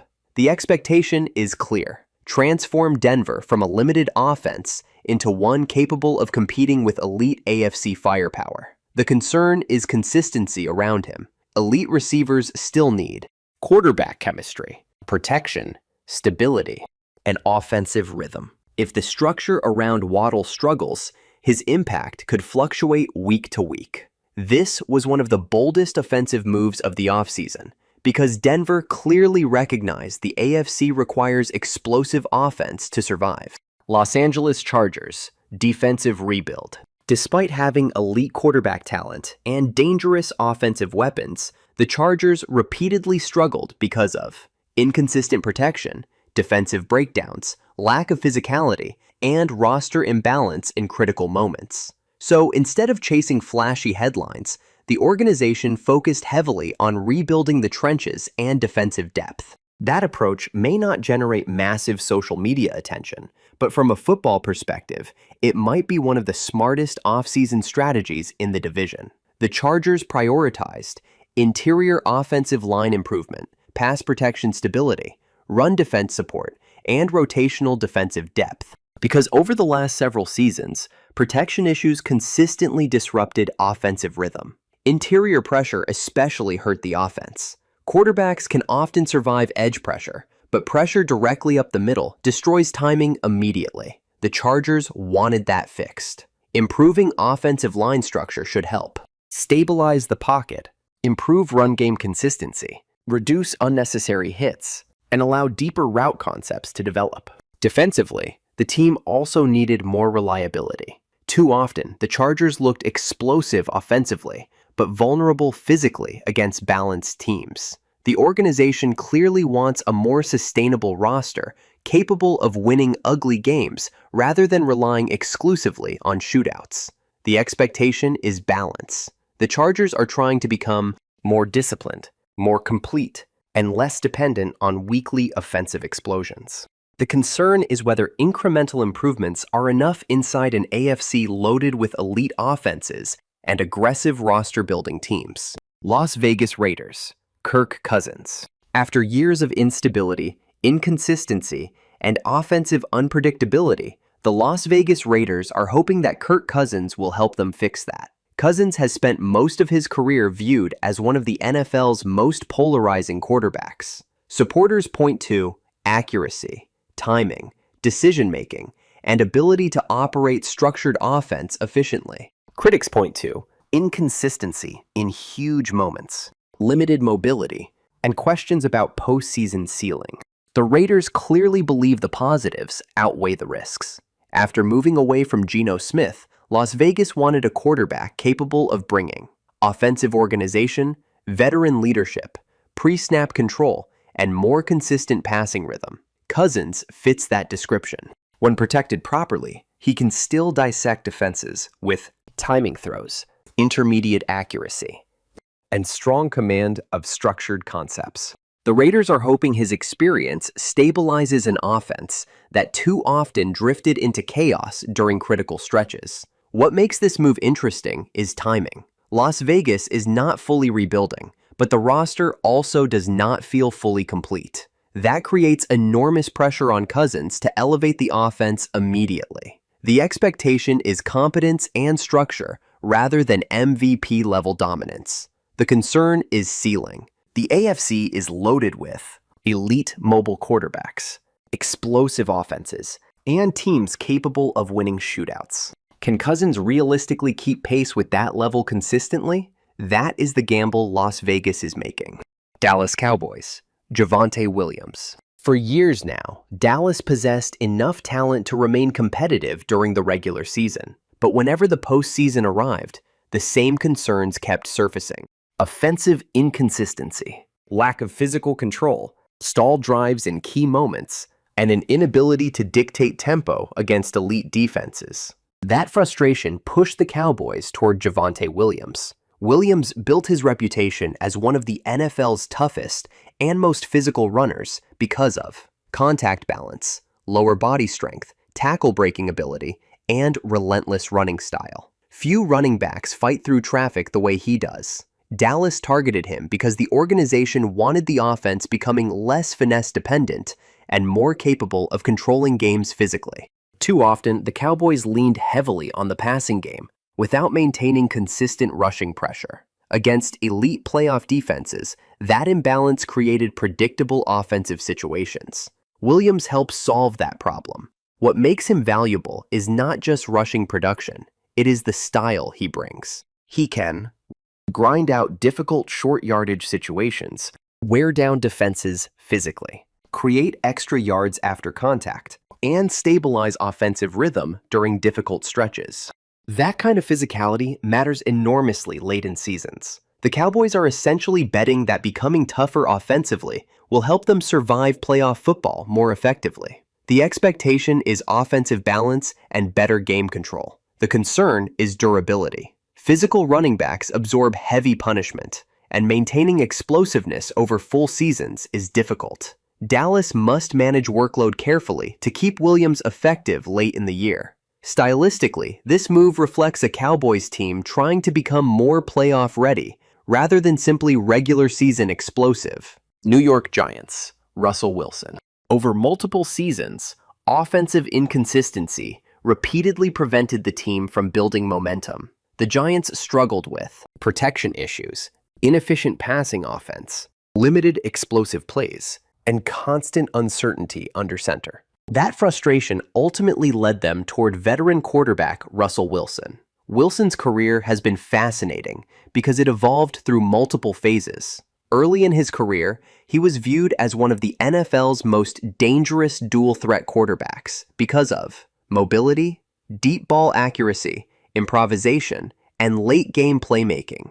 As time passed, his style shifted toward a more structured, pocket-based approach. Now entering the later stages of his career, Wilson's greatest value comes from experience, leadership, pre-snap recognition, and offensive management.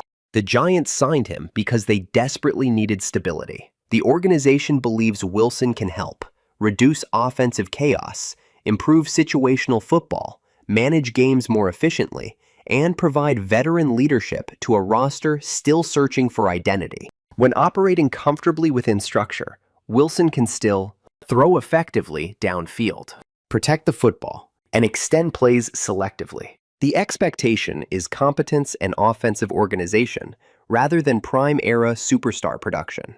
The biggest concern is mobility decline. Wilson no longer escapes pressure the way he once did, which increases pressure on the offensive line and overall system structure. There are also questions about offensive ceiling.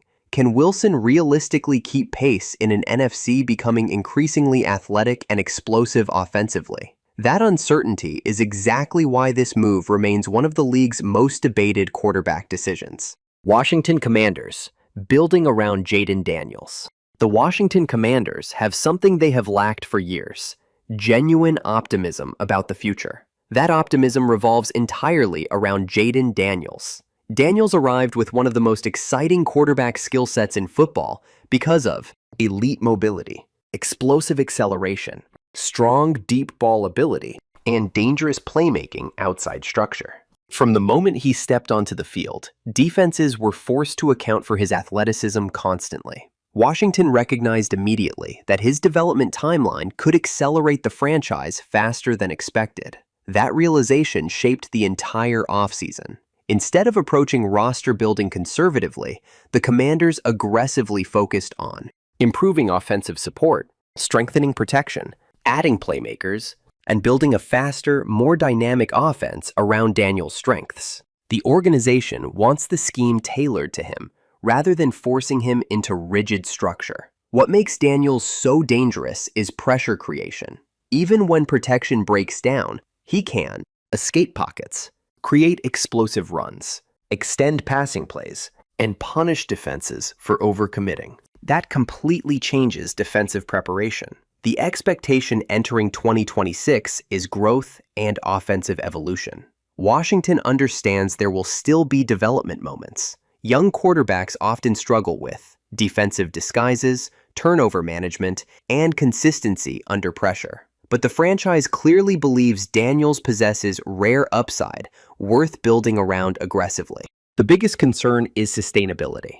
Mobile quarterbacks absorb significant punishment over time, and Washington must avoid overloading Daniels too early. For the first time in years, the Commanders feel like a franchise building towards something rather than endlessly restarting.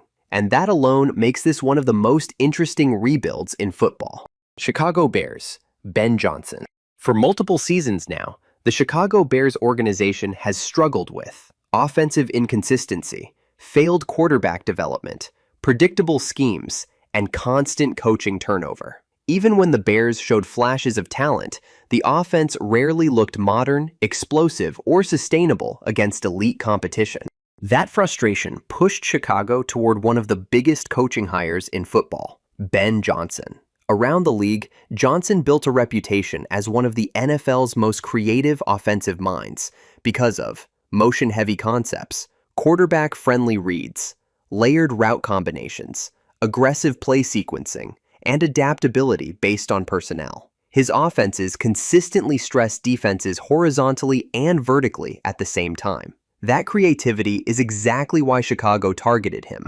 The Bears are no longer trying to survive offensively. They are trying to evolve completely. Johnson's arrival represents far more than a coaching change. It represents an organizational philosophy shift. Chicago wants faster offensive tempo, more explosive passing concepts, improved quarterback development, and a system capable of competing with modern NFC offenses. What makes Johnson especially valuable is flexibility. He does not rigidly force players into one system. Instead, he adapts schemes around personnel strengths. That matters enormously for young offensive rosters. The expectation entering 2026 is visible offensive progress. Chicago understands championship contention may still take time, but the organization expects improved efficiency, better situational offense, fewer stalled drives, and more explosive production immediately. The pressure is enormous because Bears fans have heard promises about offensive transformation before. But unlike previous resets, this move feels more aligned with where modern NFL offenses are heading. And honestly, if Johnson succeeds, this could become one of the most important long-term coaching hires in the NFC. Detroit Lions, Isaiah Pacheco. The Detroit Lions are hoping that Isaiah Pacheco will help them strengthen an offense that is already ranked among the NFL's most physical and aggressive units. Pacheco earned league-wide respect because of the way he runs: violent, explosive, relentless, and emotionally charged. Every carry feels aggressive. Defenders rarely get clean hits on him because he attacks gaps with speed while still running through contact violently. Detroit signed him because the Lions want to remain one of the league's toughest teams physically. Over the past several seasons, Detroit built an identity around aggressive offensive line play, physical rushing attack, emotional intensity, and wearing opponents down over 4 quarters. Pacheco fits that culture perfectly. What makes him especially dangerous is energy. His running style changes momentum quickly. He brings explosive acceleration, downhill pressure, red zone toughness, and emotional intensity that energizes entire offenses. Detroit believes he can help elevate an already dangerous rushing attack into one of the NFL's most punishing units. The Lions also understand playoff football becomes increasingly physical. Late-season games often shift away from finesse and toward controlling clock, sustaining drives, winning short-yardage situations, and imposing physicality. Pacheco helps directly in those areas. The expectation is offensive balance and sustained physical dominance. The concern is workload durability. Running backs who play with extreme physicality absorb enormous punishment over full seasons. Detroit must manage touches carefully to preserve explosiveness late into the year. From a stylistic standpoint, this move feels extremely Detroit. Aggressive, physical, and built for playoff football. Green Bay Packers, building around Jordan Love. The Green Bay Packers' moves this offseason shows a franchise that is still trying to answer one massive question. Is Jordan Love truly the franchise quarterback of the future? Love's development has been fascinating because flashes of elite quarterback talent have always existed. At his best, he shows high-level arm strength, deep ball ability, off-platform throwing, mobility, and aggressive downfield confidence. When the offense flows properly, Green Bay can look explosive, but consistency remains the challenge. There are still stretches where timing breaks down, decision-making becomes aggressive, accuracy fluctuates, and offensive rhythm disappears. That inconsistency is exactly why the Packers spent the offseason focused heavily on supporting infrastructure around him. Green Bay understands something important. Young quarterbacks often fail when franchises force them to carry unstable rosters too early. So the Packers prioritized offensive support, pass protection, receiver development, and maintaining offensive flexibility. The organization wants Love operating within a stronger overall structure instead of relying entirely on improvisation. What makes him intriguing is upside. Few quarterbacks can make certain throws the way he can. His ability to attack vertically gives Green Bay offensive explosiveness many teams lack. The expectation entering 2026 is growth into greater consistency. The Packers are no longer satisfied with flashes. They want sustained efficiency, better decision-making, improved situational football, and leadership stability. The concern is whether the inconsistency eventually becomes who he is, rather than simply part of development. Because in today's NFL, teams cannot remain uncertain at quarterback forever. Minnesota Vikings, Kyler Murray. The Minnesota Vikings made one of the boldest and most debated moves of the entire offseason by bringing in Kyler Murray. And honestly, the move says everything about where the franchise currently sees itself. Minnesota clearly believes standing still is not enough anymore. Murray remains one of the NFL's most unique quarterbacks because of elite mobility, rare acceleration, arm strength, improvisation ability, and explosive playmaking outside structure. When healthy and confident, he can completely change games within seconds. Very few quarterbacks stress defenses the way he does. The Vikings targeted Murray because they wanted offensive unpredictability and higher explosive play potential. Minnesota's offense occasionally looked too controlled and limited in previous seasons. Murray changes that immediately because defenses must now account for quarterback scrambling, broken play extensions, deep vertical shots, and movement-based concepts constantly. What makes the move especially interesting is fit. Minnesota already possessed offensive talent capable of thriving in space. Pairing those weapons with Murray's movement ability could create one of the NFC's most dangerous, explosive offenses. But the risks are enormous. Murray's career has also included injury concerns, inconsistency, offensive instability, and questions about sustaining structure over full seasons. At times, offenses around him drifted too heavily toward improvisation rather than disciplined execution. Minnesota is betting that a stronger organizational environment can stabilize those weaknesses. The expectation entering 2026 is offensive transformation. The Vikings are not simply trying to remain competitive. They are trying to become dangerous enough to challenge the NFC's elite teams directly. The concern is volatility. This move could either elevate Minnesota into a true contender or create another cycle of instability if consistency problems continue. That is why this remains one of the highest risk, highest upside moves in football. Jacksonville Jaguars, maximizing Trevor Lawrence prime. The Jacksonville Jaguars entered the 2026 offseason facing a very different challenge than most teams around the league. They were no longer trying to find a franchise quarterback. They already had one. The real question was whether the organization could finally build a roster capable of maximizing Trevor Lawrence's prime years. For nearly a decade, Lawrence had been viewed as one of football's most naturally gifted quarterback prospects. His combination of size, arm talent, mobility, and field vision made him the centerpiece of Jacksonville's long-term plans from the moment he entered the league. But talent alone does not guarantee championships.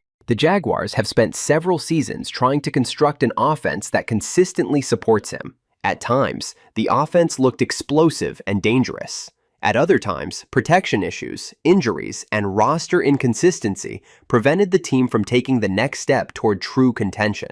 That is why the 2026 offseason feels so important. Rather than building around a running back-centric offense, Jacksonville is increasingly becoming a quarterback-driven team. The front office's focus has shifted toward creating a structure where Lawrence can operate efficiently throughout an entire season, rather than carrying the offense himself. The departure of Travis Etienne reinforces that reality. For years, Lawrence and Etienne had played together, dating back to their college days, making them one of football's longest-running quarterback-running back partnerships. With Etienne now in New Orleans, Jacksonville enters a new phase offensively. The Jaguars are effectively betting that Lawrence is good enough to remain the foundation of the offense, regardless of who lines up in the backfield. And honestly, that may be the correct approach, because when Jacksonville is at its best, everything revolves around Lawrence's ability to diagnose defenses before the snap, attack intermediate throwing windows, create outside structure when necessary, and elevate the players around him. The pressure entering 2026 is enormous because the conversation is no longer about potential. It is about results. Jacksonville believes it has its franchise quarterback. Now, it must prove it can build a contender around him. Atlanta Falcons, Tua Tagovailoa. The Atlanta Falcons made one of the most shocking quarterback moves of the entire 2026 offseason by bringing in Tua Tagovailoa. And the reason the move stunned so many people is because the conversation surrounding Tua has never been about talent. It has always been about availability. When healthy, Tagovailoa proved he can operate one of the NFL's most efficient offenses because of elite anticipation, quick release, timing accuracy, pocket rhythm, and ability to process defenses rapidly. Few quarterbacks throw with better timing over the middle of the field. At his best, he allows offenses to stay constantly on schedule because the ball comes out quickly and decisively. Atlanta believes those strengths can elevate the offense immediately. For years, the Falcons struggled finding stability at quarterback. The roster often looked talented in stretches, but offensive consistency never fully developed. The organization clearly decided it was time to take a major swing. What makes the fit interesting is offensive structure. Atlanta possesses athletes capable of thriving in timing-based systems, and Tua's style works best when protection holds, timing routes develop cleanly, and receivers create separation quickly. The Falcons are hoping the environment around him allows him to play fast and confidently. What Tua brings immediately is efficiency, distributes the ball quickly, reads leverage well, attacks intermediate windows, and keeps offenses moving rhythmically. Atlanta believes that level of quarterback structure can stabilize the entire offense. But the concerns are unavoidable. The biggest issue remains durability. Over multiple seasons, injuries repeatedly interrupted momentum and created long-term uncertainty around his future. Every hit he absorbs now becomes a major storyline. That pressure changes everything. The Falcons are not just betting on quarterback talent.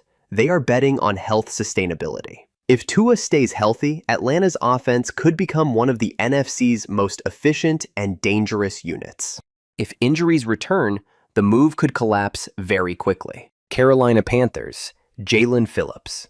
The Carolina Panthers defense needs more explosiveness and game-changing pressure ability. The organization knew this, and during the offseason, they pushed aggressively toward Jalen Phillips. When healthy, Phillips established himself as one of the NFL's most dangerous young edge rushers because of burst off the line, flexibility around the edge, closing speed, power conversion, and ability to disrupt timing immediately. Few pass rushers create pressure as quickly as he can. Carolina targeted him because the defense lacked consistent impact plays. Too often, opposing quarterbacks looked comfortable against the Panthers. Even when coverage held reasonably well, the pass rush failed to collapse pockets quickly enough. Phillips changes that dynamic. What makes him especially valuable is athletic explosiveness. He can win with speed, convert speed into power, chase plays sideline to sideline, and pressure quarterbacks without requiring constant blitz support. That flexibility helps the entire defense. The Panthers are hoping he becomes the centerpiece of a more aggressive defensive identity built around pressure, disruption, and forcing mistakes. The expectation entering 2026 is defensive improvement through pass rush pressure. The concern, once again, is health. Phillips's career has already included injury concerns, and edge rushers who rely heavily on explosiveness can struggle if durability issues continue. Carolina is essentially betting on upside outweighing risk. If Phillips remains healthy and productive, this could become one of the NFC South's most impactful defensive moves. New Orleans Saints, Travis Etienne Jr. The New Orleans Saints hope that their new signing, Travis Etienne Jr., will help them inject more explosiveness and versatility into the offense. Etienne has always been one of the NFL's most dangerous open field running backs because of acceleration, receiving ability, lateral quickness, and home run speed. Whenever he reaches space, he becomes a major threat to score instantly. The Saints targeted him because the offense needed more unpredictability. Too often, New Orleans struggled generating explosive plays consistently. Drives became methodical and overly dependent on perfect execution rather than dynamic playmaking. Etienne helps change that. What makes him valuable is versatility. He can run inside or outside, contribute heavily as a receiver, motion into different alignments, operate in screen concepts, and create mismatches against linebackers in coverage. That gives the Saints significantly more flexibility offensively. New Orleans believes Etienne can help modernize the offense into a faster, more spacing-oriented attack. The expectation is explosive play generation and offensive diversification, but concerns absolutely exist. Running backs remain one of the NFL's most volatile positions because injuries accumulate quickly, production fluctuates, and long-term positional value remains debated heavily. There are also consistency concerns. At times, Etienne looks unstoppable. At other times, offenses struggle building stable rhythm around him. The Saints are betting heavily on explosiveness outweighing volatility. And honestly, if they want to compete seriously in the NFC South, they likely need more offensive speed than they previously had. Tampa Bay Buccaneers, retooling around veteran leadership. The Tampa Bay Buccaneers roster no longer revolves around a loaded championship core in its prime. Instead, Tampa is navigating the difficult transition between staying competitive, managing aging veterans, and preparing for eventual roster turnover. That balancing act shaped the entire offseason. The Buccaneers focused heavily on preserving leadership, maintaining offensive structure, improving roster depth, and avoiding complete collapse during transition years. Veteran presence still matters enormously for this team. Tampa understands that locker room stability becomes critical when franchises enter uncertain periods. The organization wants experienced players capable of helping younger talent develop while still keeping the team competitive weekly. What the Buccaneers are trying to avoid is a hard reset. Instead of fully rebuilding, Tampa appears focused on remaining respectable and opportunistic while evaluating long-term direction. The expectation entering 2026 is competitiveness rather than dominance. The concern is ceiling. In a conference where several NFC teams are becoming younger, faster, and more explosive, Tampa risks drifting toward mediocrity if roster evolution stalls. Veteran continuity can keep teams competitive longer than many people expect, and the Buccaneers clearly believe stability remains valuable during transition periods. Arizona Cardinals, Tyler Algier. The Arizona Cardinals settled with Tyler Algier as their key addition this offseason. They are counting on him to give their offense more balance, physicality, and far less pressure on the quarterback situation.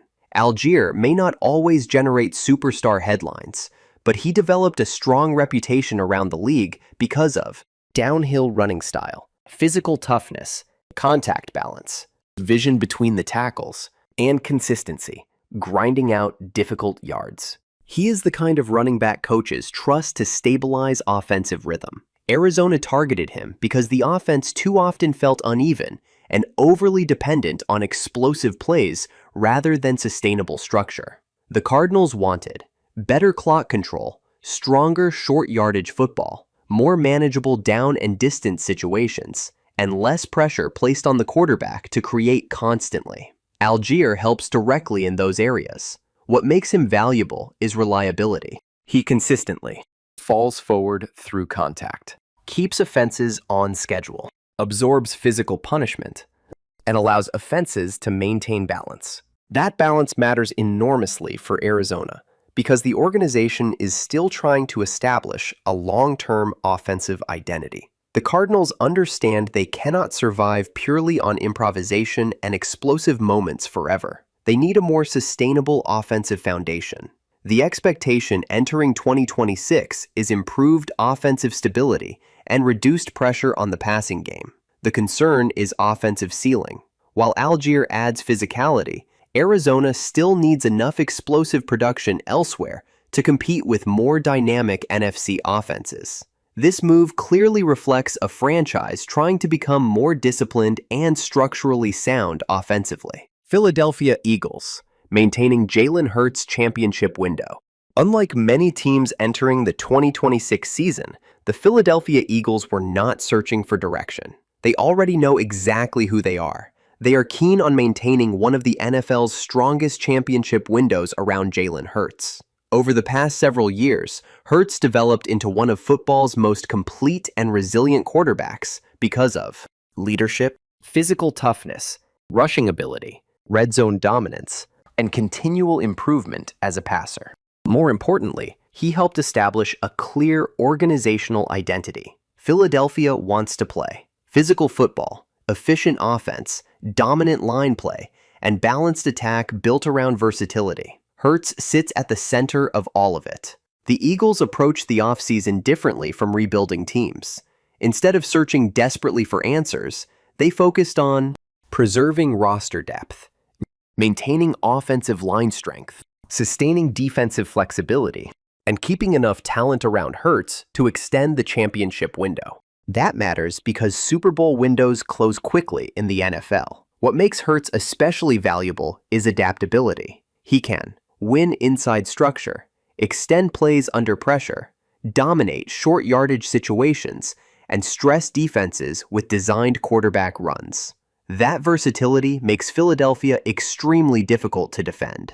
The expectation entering 2026 is simple: remain a legitimate Super Bowl contender. The pressure, however, is enormous. Once a team establishes championship expectations, regular season success alone stops mattering. The Eagles are now judged almost entirely by postseason results, and in the NFC, every contender is chasing them.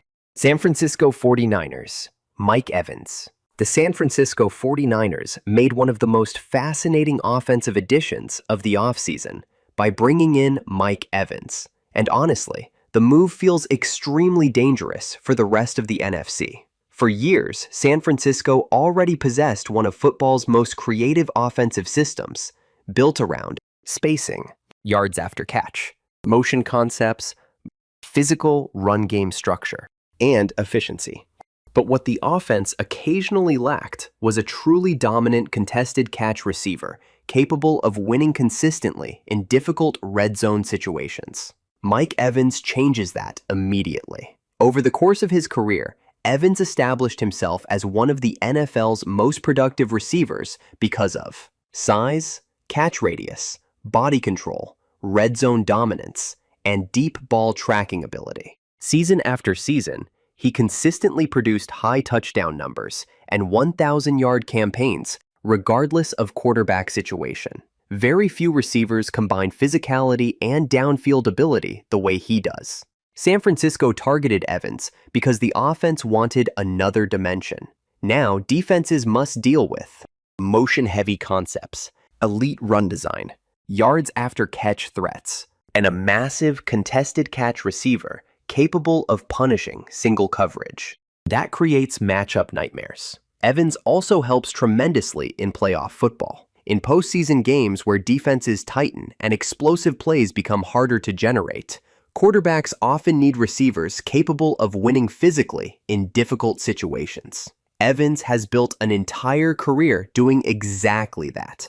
The expectation entering 2026 is offensive versatility and red zone improvement. The concern is age and durability. Veteran receivers eventually decline physically, especially after years of absorbing contact. San Francisco must manage workload carefully to preserve effectiveness late in the season. Pairing Evans with an already dangerous offensive structure could create one of the NFC's hardest offenses to defend. Seattle Seahawks. Life after Kenneth Walker III. The Seattle Seahawks face one of the most important transition periods in recent franchise history. Their offense no longer revolves around Kenneth Walker III. Walker's departure created a major identity question for Seattle. Over recent years, he provided explosiveness, balance, physical rushing production, and the ability to generate momentum-changing plays quickly. His presence helped stabilize the offense during difficult stretches and force defenses to respect the run game consistently. Without him, Seattle enters 2026 facing significant uncertainty offensively. The organization now must answer several questions. Can the rushing attack remain effective? Can the quarterback situation carry more responsibility? Can the offense maintain explosive capability without a proven featured runner? Those are not small concerns. The Seahawks spent the offseason trying to reshape offensive direction while also evaluating long-term roster identity. This feels less like a simple roster adjustment and more like the beginning of a transition era. The expectation entering 2026 is adaptation. Seattle understands the offense may look very different stylistically moving forward. The organization appears focused on redefining balance, evaluating younger contributors, and determining which offensive structure best fits the roster long-term.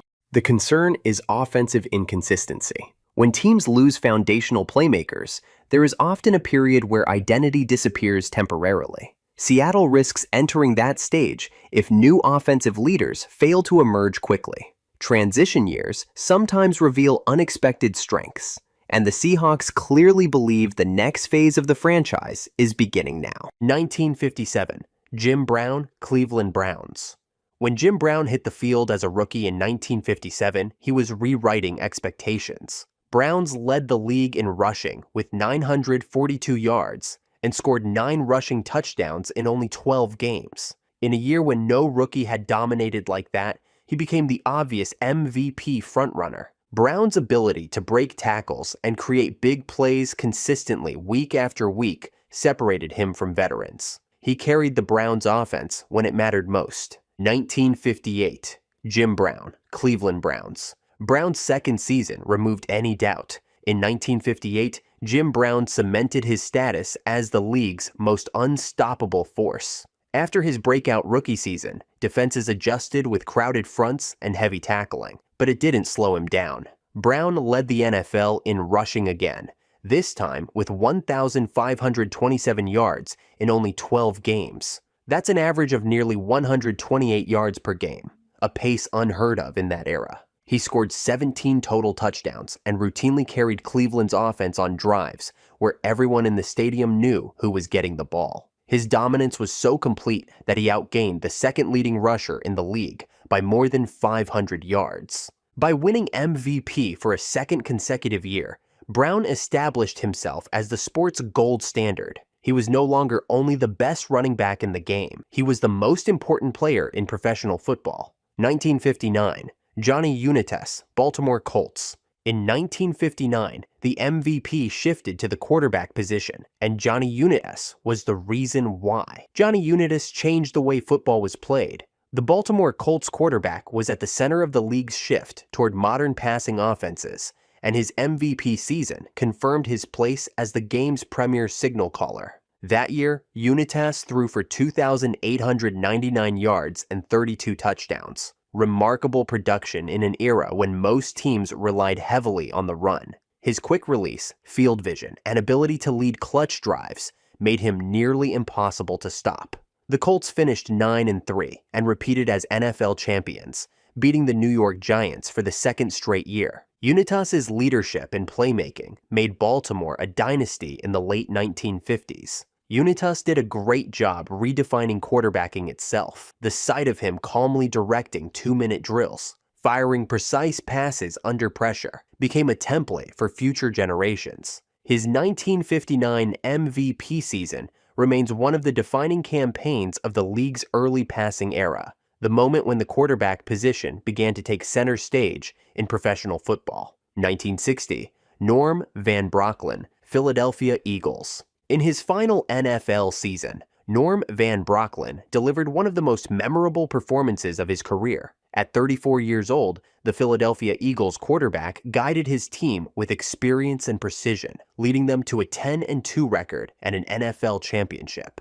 Van Brocklin threw for 2,471 yards and 24 touchdowns, ranking among the league's best passers in every major category. What set him apart was his ability to guide an offense with poise. He spread the ball to his receivers, kept drives alive, and gave the Eagles steady leadership throughout the year. The season reached its peak in the title game against the Green Bay Packers. Philadelphia's 17-13 win gave the franchise its third championship and stood out as the only playoff loss of Vince Lombardi's coaching career. For Van Brocklin, the MVP was the perfect way to close his playing days. He retired after the season, remembered as one of the smartest and toughest quarterbacks of the league's early passing era. 1961, Paul Hornung, Green Bay Packers. Paul Hornung's 1961 season with the Green Bay Packers was unlike anything the NFL had seen. Known as the Golden Boy, he played halfback, but his impact went far beyond running the ball. Hornung scored touchdowns, kicked field goals, and extra points, and was the centerpiece of Vince Lombardi's offense. That year, Hornung set a then record with 146 total points. Even though the season was only 14 games long, he scored 10 touchdowns, kicked 41 extra points, and added 15 field goals. In today's game, it is rare for one player to handle both rushing and kicking duties, but Hornung excelled at both. The Packers finished 11-3 and went on to win the NFL championship, defeating the New York Giants at Yankee Stadium. Hornung contributed 19 points in that game alone, including a rushing touchdown, 3 field goals, and 4 extra points. Hornung's versatility defined the 1961 season. He was the league's leading scorer, a champion, and the clear MVP. His performance remains one of the best all-around years by any player in NFL history. 1962, Jim Taylor, Green Bay Packers. In 1962, Jim Taylor powered the Green Bay Packers to one of the most dominant seasons in franchise history. A bruising fullback, Taylor thrived in Vince Lombardi's run-heavy offense and became the league's most productive runner. Taylor rushed for 1,474 yards and scored 19 total touchdowns, leading the NFL in both categories. He averaged over 100 rushing yards per game in a 14-game season, showing durability and consistency week after week. While many defenses stacked the line to slow him down, Taylor's strength and balance made him almost impossible to stop near the goal line. The Packers finished 13-1 and capped their season with a championship victory over the New York Giants at Yankee Stadium. Taylor's physical style perfectly matched Lombardi's philosophy of winning with toughness at the line of scrimmage. That year, Taylor became the only player during Jim Brown's career to lead the league in rushing yards, a feat that underscored how special his season was. The 1962 MVP confirmed his place as one of the best power backs of his era. 1963, Y.A. Tittle, New York Giants. At 37 years old, Y.A. Tittle delivered the finest season of his long career. Playing for the New York Giants, he set new standards for quarterback play, and like Hornung, maybe even better, he proved that age was no barrier to excellence. Tittle threw for 3,145 yards and a then record 36 touchdown passes, remarkable numbers in an era when most teams leaned on the run. His accuracy and decision-making helped the Giants finish 11-3 and win their third straight Eastern Conference title. The Giants ultimately fell short in the NFL championship game against the Chicago Bears, but Tittle's performance across the season left a lasting mark. His 36 touchdowns stood as a record for more than 20 years, and it showed how the passing game was evolving into a bigger part of professional football. Tittle's 1963 MVP season was not only a personal triumph, but also a glimpse of what the modern quarterback could achieve. 1964, Johnny Unitas, Baltimore Colts. By 1964, Johnny Unitas was already a former MVP and a two-time champion, but this season added another highlight to his Hall of Fame career. Leading the Baltimore Colts to a 12-2 record, he earned his second MVP award and again showed why he was considered the model quarterback of his time. Unitas passed for 2,824 yards and 19 touchdowns, finishing near the top of the league in every category. His ability to control the offense, read defenses, and deliver in key moments gave the Colts one of the most balanced and dangerous attacks in football. The year ended in disappointment with a loss to the Cleveland Browns in the NFL championship game, but Unitas's consistency across the season reinforced his reputation as the league's most reliable leader under center. His second MVP confirmed that his impact on the game was not tied to a single peak, but to sustained excellence over years. 1965, Jim Brown, Cleveland Browns. In 1965, Jim Brown won his third NFL Most Valuable Player award. He rushed for 1,544 yards and scored 21 touchdowns in 14 games, leading the league in both categories. The Cleveland Browns went 11-3 and reached the playoffs, with Brown carrying the offense on his back all season. Brown ran with rare power, balance, and speed. Defenses tried to stop him by stacking the line, but he kept gaining yards and finishing drives. After the season, he retired at age 29, ending his career while still at the top of the game. That third MVP sealed a run few players have matched and left Brown widely regarded as the greatest running back of his era. 1966, Bart Starr, Green Bay Packers. Bart Starr guided the Green Bay Packers through one of the most successful stretches in NFL history, and 1966 was the year he earned his only MVP award. Starr threw for 2,257 yards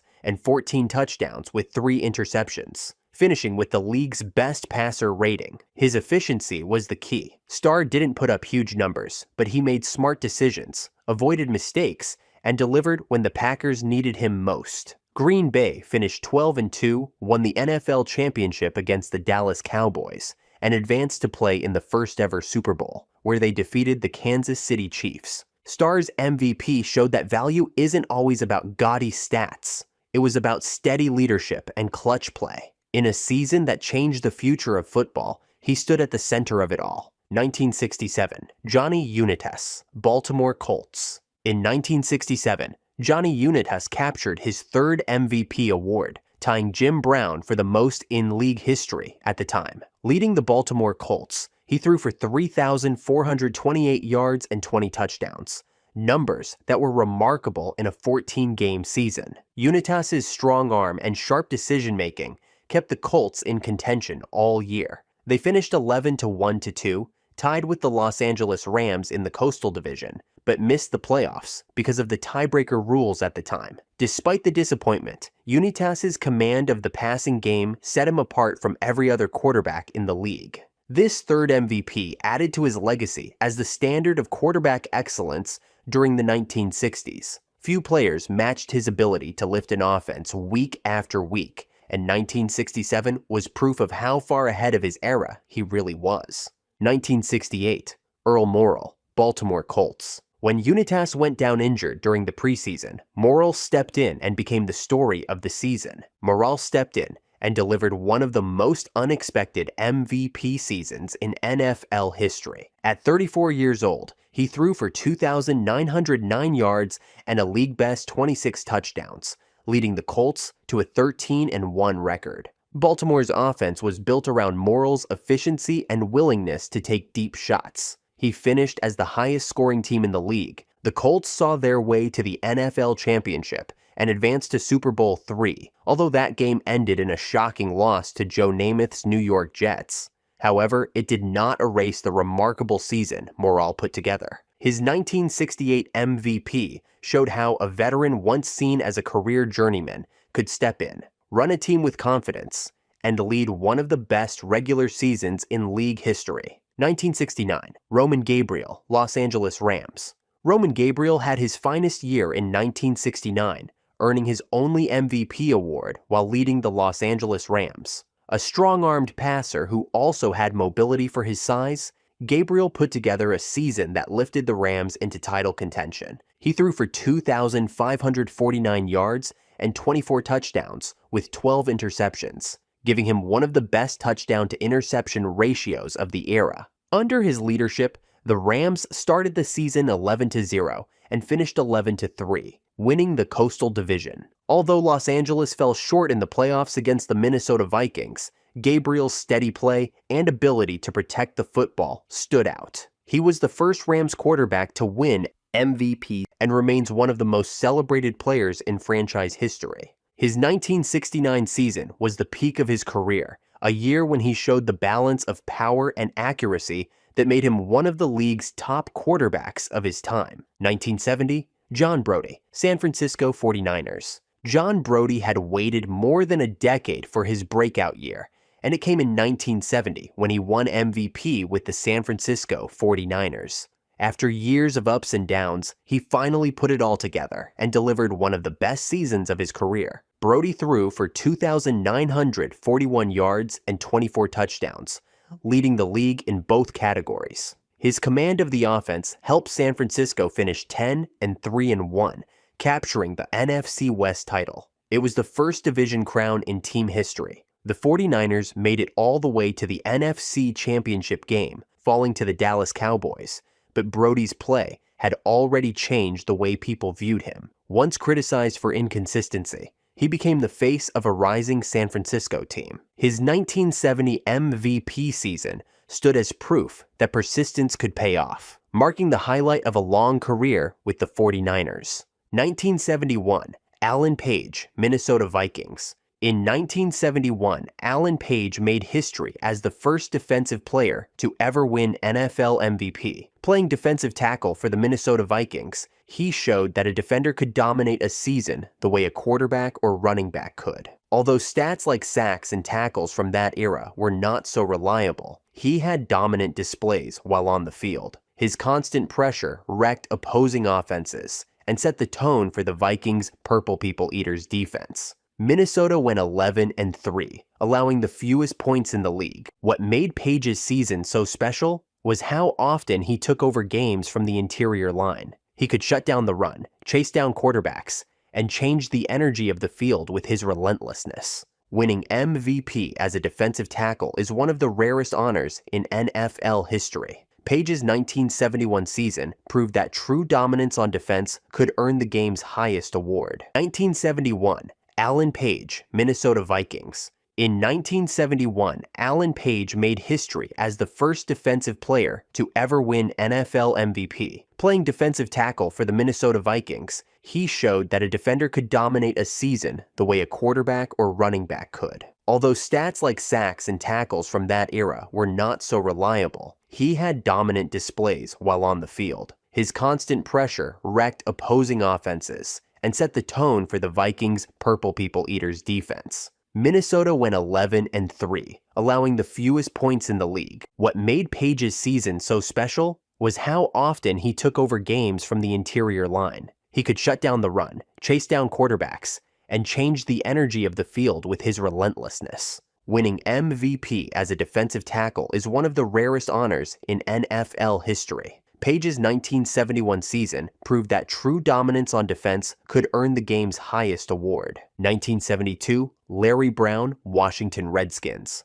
Larry Brown's 1972 season with the Washington Redskins was the defining year of his career. A tough, determined running back, Brown overcame partial hearing loss in one ear to become the heart of George Allen's offense. That season, Brown rushed for 1,216 yards and 12 touchdowns in 14 games. He added 32 catches for 473 yards, showing he could hurt defenses in multiple ways. Whenever Washington needed yards, the ball went to Brown, and more often than not, he delivered. The Redskins finished 11-3 and advanced to their first Super Bowl in franchise history. Brown's relentless running set the tone for the team's bruising style, and his 88 yards in the NFC Championship win over Dallas pushed Washington to the big stage. Brown's 1972 campaign was about more than numbers. It was about resilience, leadership, and carrying a franchise into uncharted territory. He was the clear MVP, proving that grit and toughness could make a team great.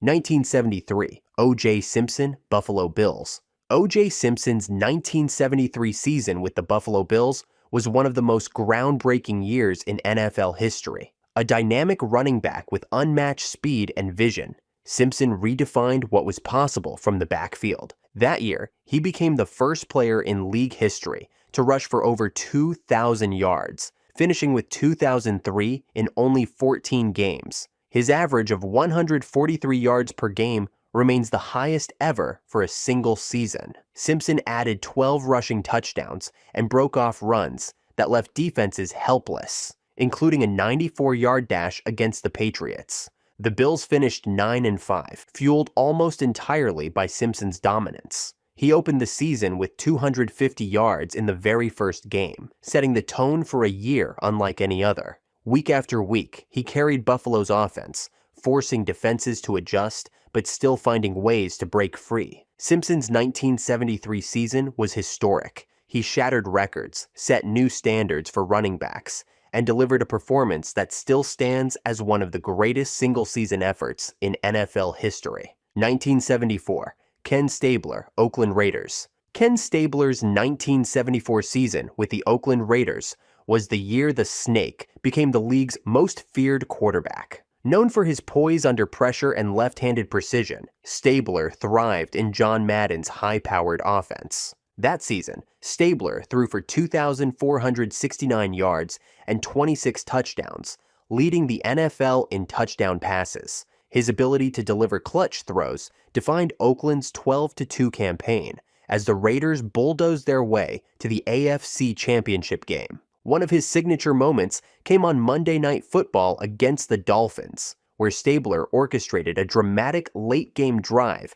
capped by a winning touchdown pass. Time and again, he showed calm nerves and deadly accuracy in the biggest spots. The Raiders didn't finish with a Super Bowl title that year, but Stabler's brilliance made them the league's most dangerous team. His 1974 season captured the swagger of the Raiders and cemented him as one of the game's great leaders. 1975, Fran Tarkenton, Minnesota Vikings. Fran Tarkenton's 1975 season with the Minnesota Vikings was the pinnacle of his Hall of Fame career. Known for his scrambling ability and creativity, Tarkenton was one of the first quarterbacks to extend plays with his legs and turn broken downs into big gains. That year, he threw for 2,994 yards and 25 touchdowns, leading the NFL in both categories. He also completed 64% of his passes, an impressive mark for the era, and guided Minnesota to a dominant 12-2 record.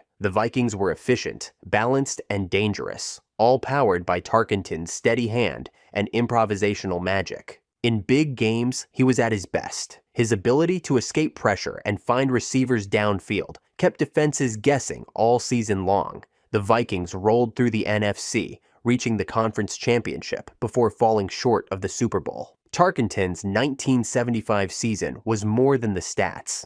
It was also about leadership, innovation, and showing how a quarterback could change the shape of the game. He was the clear MVP, and his performance remains one of the defining campaigns of the 1970s. 1976, Burt Jones, Baltimore Colts. Burt Jones's 1976 season with the Baltimore Colts was his breakout moment on the NFL stage. A strong-armed quarterback with confidence and flair, Jones finally delivered on the promise that made him a top draft pick. That year, he threw for 3,104 yards and 24 touchdowns, leading the league in passing yards and passer rating. His deep strikes to Roger Carr became a weekly highlight, as Carr averaged an astonishing 25.9 yards per catch. Jones was piling up stats and was orchestrating one of the league's most explosive offenses. The Colts finished 11-3, their best record in years, and captured the AFC East title.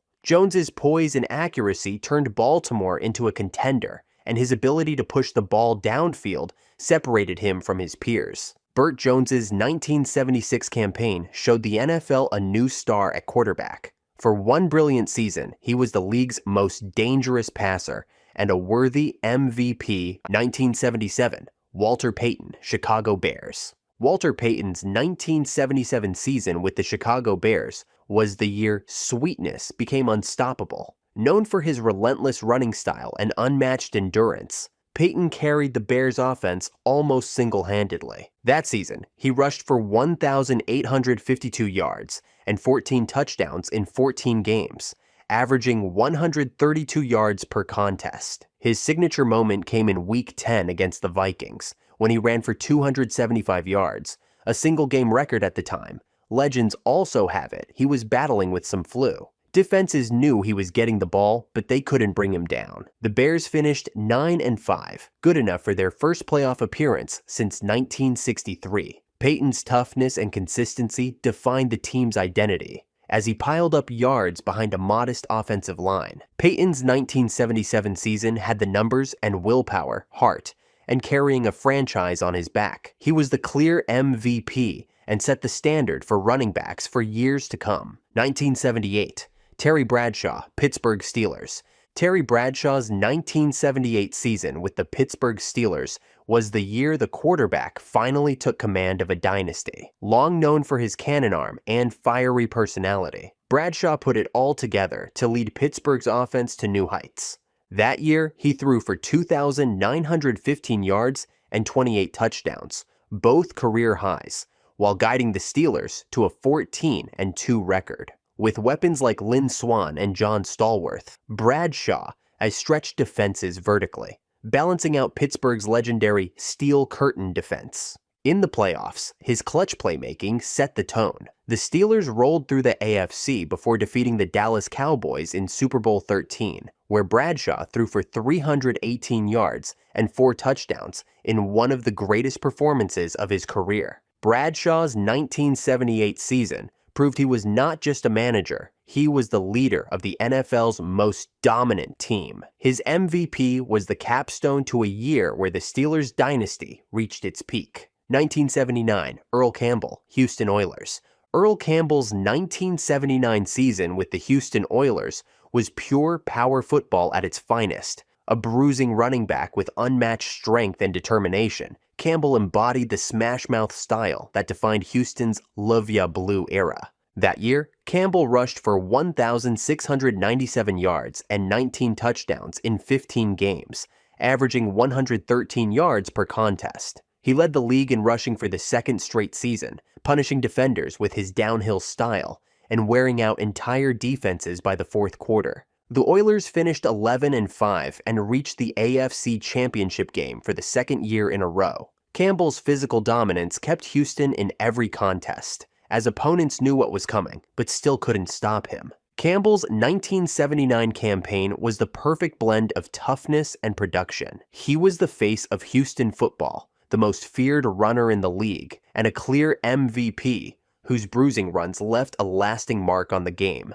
1980. Brian Sipe, Cleveland Browns. Brian Sipe's 1980 season with the Cleveland Browns was the peak of the Cardiac Kids era. Known for his resilience and late-game heroics, Sipe turned close contests into thrilling comebacks and gave Cleveland fans hope every Sunday. That year, Sipe threw for 4,132 yards and 30 touchdowns, leading the NFL in both categories. He directed an offense that thrived on drama, with the Browns pulling out multiple narrow victories in the final minutes, earning their Cardiac Kids nickname. Cleveland finished 11-5 and captured the AFC Central title, their first division crown since the 1970 merger. Sipe's poise and accuracy made him the centerpiece of a team that believed no deficit was too large to overcome. Sipe's 1980 campaign was about more than statistics. It was about leadership, clutch play, and reviving a franchise.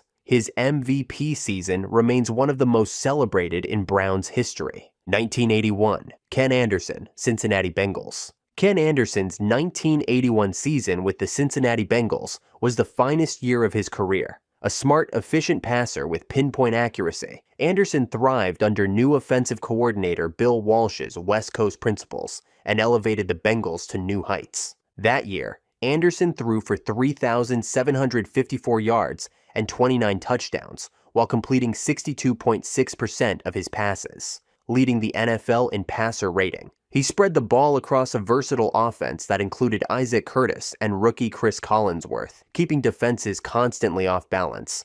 The Bengals finished 12-4, winning the AFC Central and advancing to their first Super Bowl appearance in franchise history. Anderson's steady hand carried Cincinnati past tough playoff opponents before a narrow loss to the 49ers in Super Bowl XVI. Anderson's 1981 campaign was a masterclass in efficiency and leadership. He proved that precision and decision-making could define a quarterback, and his MVP season remains the benchmark for Bengals signal callers. 1982, Mark Moseley, Washington Redskins.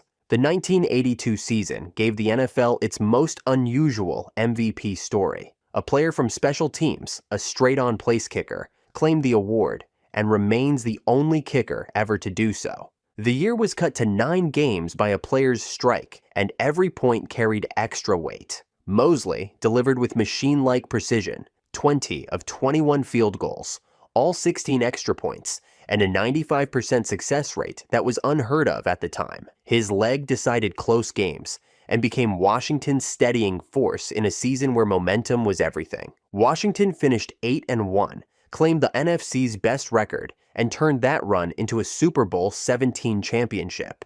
Moseley's accuracy gave his team a reliable edge, and his MVP became both a symbol of the season's strangeness and a rare reminder of how vital special teams can be. 1983, Joe Theismann, Washington Redskins. Washington's offense reached its peak in 1983, and Joe Theismann was the man in control. Confident and decisive, he ran Joe Gibbs' system with efficiency, spreading the ball to every weapon at his disposal. Threw for 3,714 yards and 29 touchdowns, while completing 60% of his passes, guiding Washington to a 14-2 record, the best in franchise history. The offense set a then record with 541 points, overwhelming opponents with balance and explosiveness. In the postseason, Theismann kept Washington rolling all the way to Super Bowl XVIII, though the year ended in defeat to the Raiders. Still, his command of the league's top offense made him the clear choice for MVP. The 1983 campaign was Theismann at his sharpest, poised, productive, and the centerpiece of one of the NFL's most dominant teams. 1984, Dan Marino, Miami Dolphins. Dan Marino's 1984 season with the Miami Dolphins was one of the most revolutionary years in NFL history. In only his second season, Marino turned Miami's offense into the most dangerous passing attack the league had ever seen. He set single-season records with 5,084 passing yards and 48 touchdowns, connecting repeatedly with Mark Clayton and Mark Duper. His quick release and accuracy made the Dolphins nearly unstoppable through the air, as they stormed to a 14-2 record. Marino carried Miami to the Super Bowl, though they fell to San Francisco. His record-shattering performance, however, had already changed the game. The 1984 campaign redefined the role of the quarterback. Marino's MVP year remains one of the greatest passing seasons in NFL history. 1985, Marcus Allen, Los Angeles Raiders. The Los Angeles Raiders built their offense around a smooth, powerful runner in 1985, and Marcus Allen delivered one of the finest seasons of his career, a dual threat back with vision and balance. He punished defenses on the ground and through the air. Allen rushed for 1,759 yards and 11 touchdowns, while adding 67 receptions for 555 yards and 3 more scores. His versatility made the Raiders unpredictable. He could break a long run, catch passes out of the backfield, or grind down opponents with steady gains. Los Angeles finished 12-4, claiming the AFC West crown. Allen was the steadying force, producing week after week and carrying the load for a team that leaned heavily on his all-around skills. The 1985 season cemented Allen as one of the league's most complete running backs. His MVP year showcased elegance, power, and versatility, a perfect reflection of the player he was. 1986, Lawrence Taylor, New York Giants. The 1986 season belonged to a defender who changed football. Playing outside linebacker for the New York Giants, Lawrence Taylor, LT as he was also called, was faster, tougher, and more aggressive than anyone lining up against him. He finished with 20.5 sacks, but the impact went far beyond the numbers. Offenses had to double-team him, change their blocking, and even adjust entire game plans. Quarterbacks rushed throws, linemen broke down, and his pressure shaped every game. The Giants rode that defense to a 14-2 record and stormed through the playoffs, ending the year with a Super Bowl 21 win. His energy and drive set the tone for the entire team. The MVP award almost always went to quarterbacks or running backs, but in 1986, it went to him. This was the second time a defensive player had ever won the MVP award. And fast forward more than 3 decades after Lawrence Taylor is still the last defensive player to win the award. 1987, John Elway, Denver Broncos. The 1987 season was marked by chaos. A player's strike cut the schedule to 15 games, and 3 of those were played with replacement rosters. Through it all, Denver's quarterback, John Elway, kept his team steady and proved why he was the most valuable player in football. John Elway threw for 3,198 yards and 19 touchdowns, numbers that may not seem overwhelming today, but stood out in a shortened, disrupted season. More important was his ability to lead late drives and keep Denver in control of tight games. His arm strength and mobility made him dangerous from anywhere on the field. The Broncos finished 10-4-1 and reached the Super Bowl for the second straight year. Though they lost to Washington, their path through the AFC was powered by Elway's playmaking and leadership. The 1987 MVP was proof that value isn't always about gaudy numbers. It was about carrying a team through an unstable season and lifting them higher when the league needed stability. 1988, Boomer Esiason, Cincinnati Bengals. The 1988 season saw the Cincinnati Bengals rise behind one of the league's sharpest passers. Their left-handed quarterback guided an explosive offense that could strike quickly and wear defenses down over 4 quarters. Boomer Esiason threw for 3,572 yards and 28 touchdowns, spreading the ball to a balanced group of receivers while also leaning on a strong running game. His command of the no-huddle offense kept defenses on their heels and gave Cincinnati a constant edge. The Bengals finished 12-4, the best record in the AFC, and powered their way to Super Bowl 23. Though they lost in heartbreaking fashion to Joe Montana and the 49ers, the run to the title game was fueled by Esiason's leadership and precision. His MVP award in 1988 was the highlight of a career season. It marked him as the face of Cincinnati's best team of the era and one of the league's most effective quarterbacks of the late 1980s. 1989, Joe Montana, San Francisco 49ers. Joe Montana's 1989 season with the San Francisco 49ers was the peak of quarterback efficiency. Already a 2-time Super Bowl champion, Montana played the game with calm precision and unmatched accuracy. He completed 70.2% of his passes, the highest in NFL history at the time, for 3,521 yards and 26 touchdowns with only 8 interceptions. His ability to read defenses and deliver perfectly timed throws made the West Coast offense unstoppable. San Francisco finished 14-2 and dominated the playoffs, capping the season with a 55-10 blowout of the Denver Broncos in Super Bowl 24. Montana threw 5 touchdown passes in that game, securing his 3rd Super Bowl MVP. The 1989 MVP confirmed Montana's place at the top of the sport. It was a season built on accuracy, poise, and control,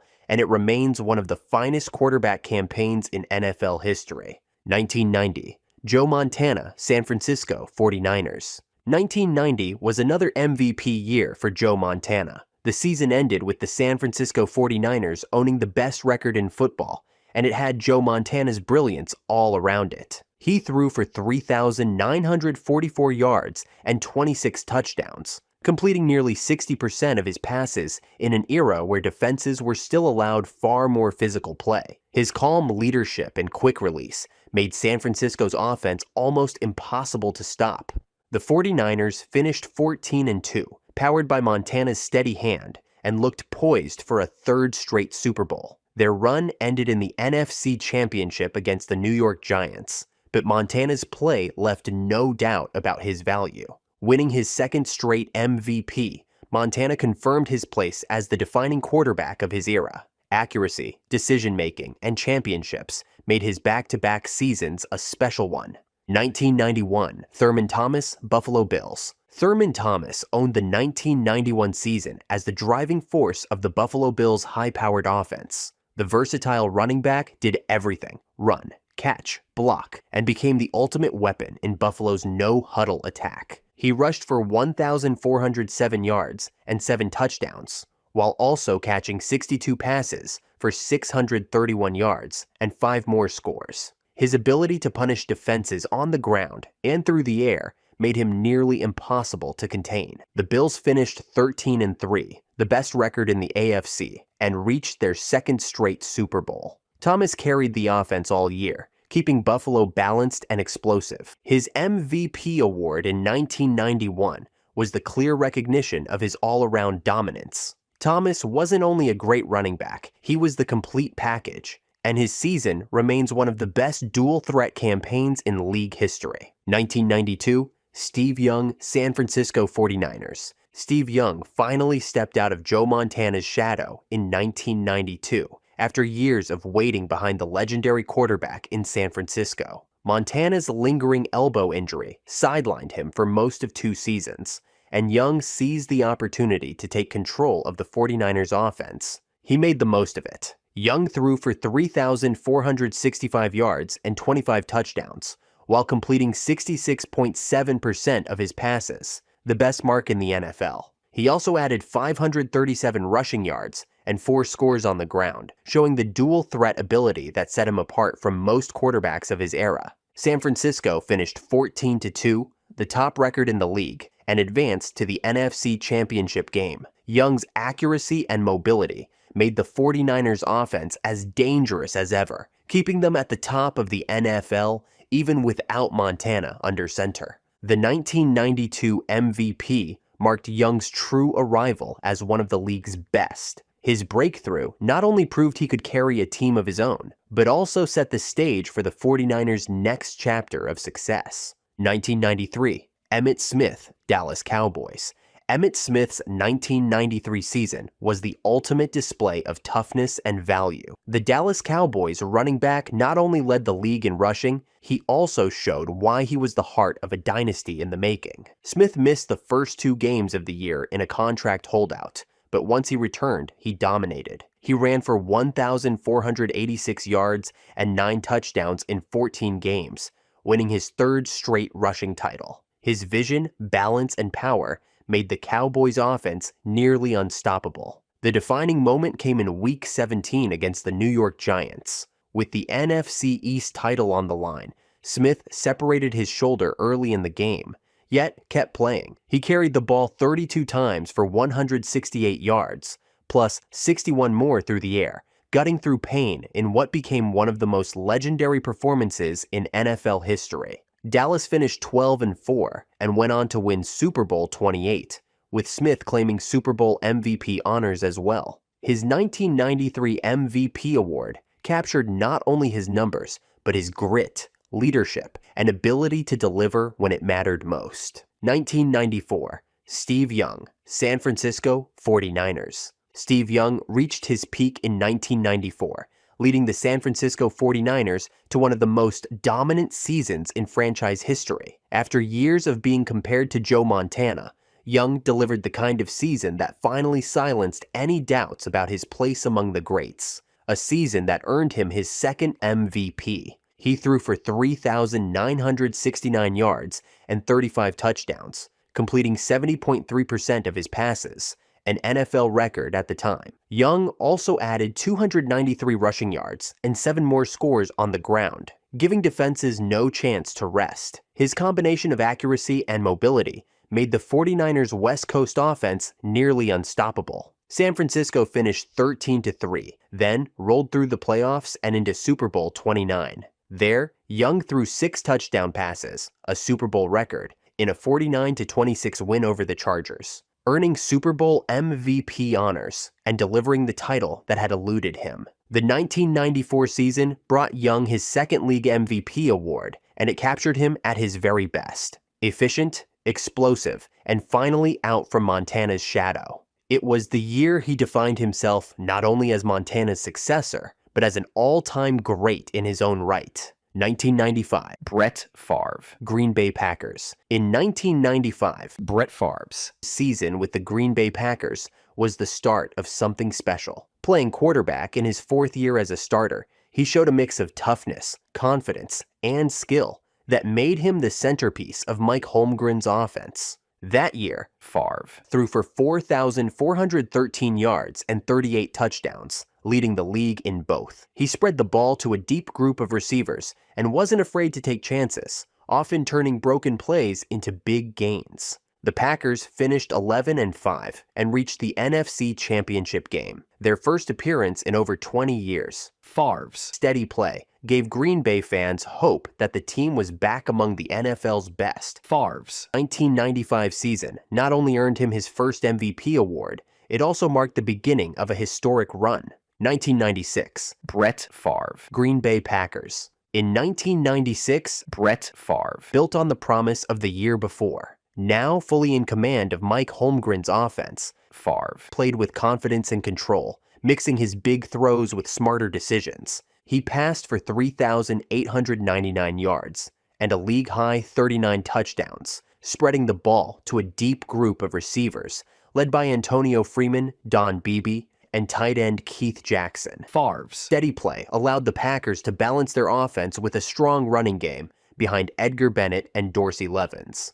The Packers finished 13-3, the best record in the NFL, and their defense was ranked number 1 in the league. Favre's leadership carried into the playoffs, where he guided Green Bay all the way to Super Bowl 31. Against the New England Patriots, he threw for 2 touchdowns and ran for another, leading the Packers to their first championship since Vince Lombardi. Favre's 1996 season made him a back-to-back MVP and a Super Bowl champion. It was the year he reached the top of the sport, both as the league's best player and as a title-winning quarterback. 1997, Brett Favre, Green Bay Packers, and Barry Sanders, Detroit Lions. The 1997 season saw the MVP award for the first time shared between 2 exceptional players. Brett Favre's 1997 season kept the Packers at the top of the NFL. He threw for 3,867 yards and 35 touchdowns, leading Green Bay to a 13-3 record for the second straight year.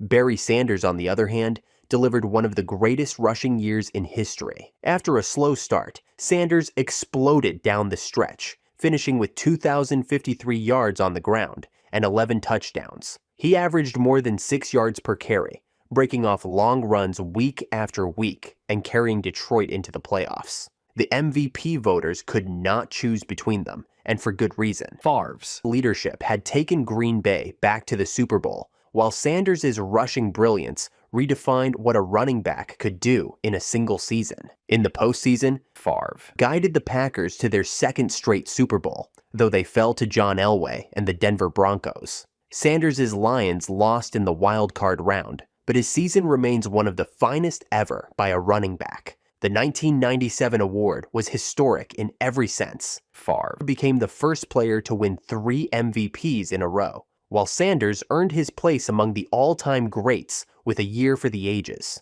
Together, they defined the season and shared the game's highest honor. 1998, Terrell Davis, Denver Broncos. Terrell Davis's 1998 season with the Denver Broncos was one of the greatest years ever for a running back. Known for his vision, balance, and power, Davis became the centerpiece of Mike Shanahan's offense and the perfect partner for quarterback John Elway.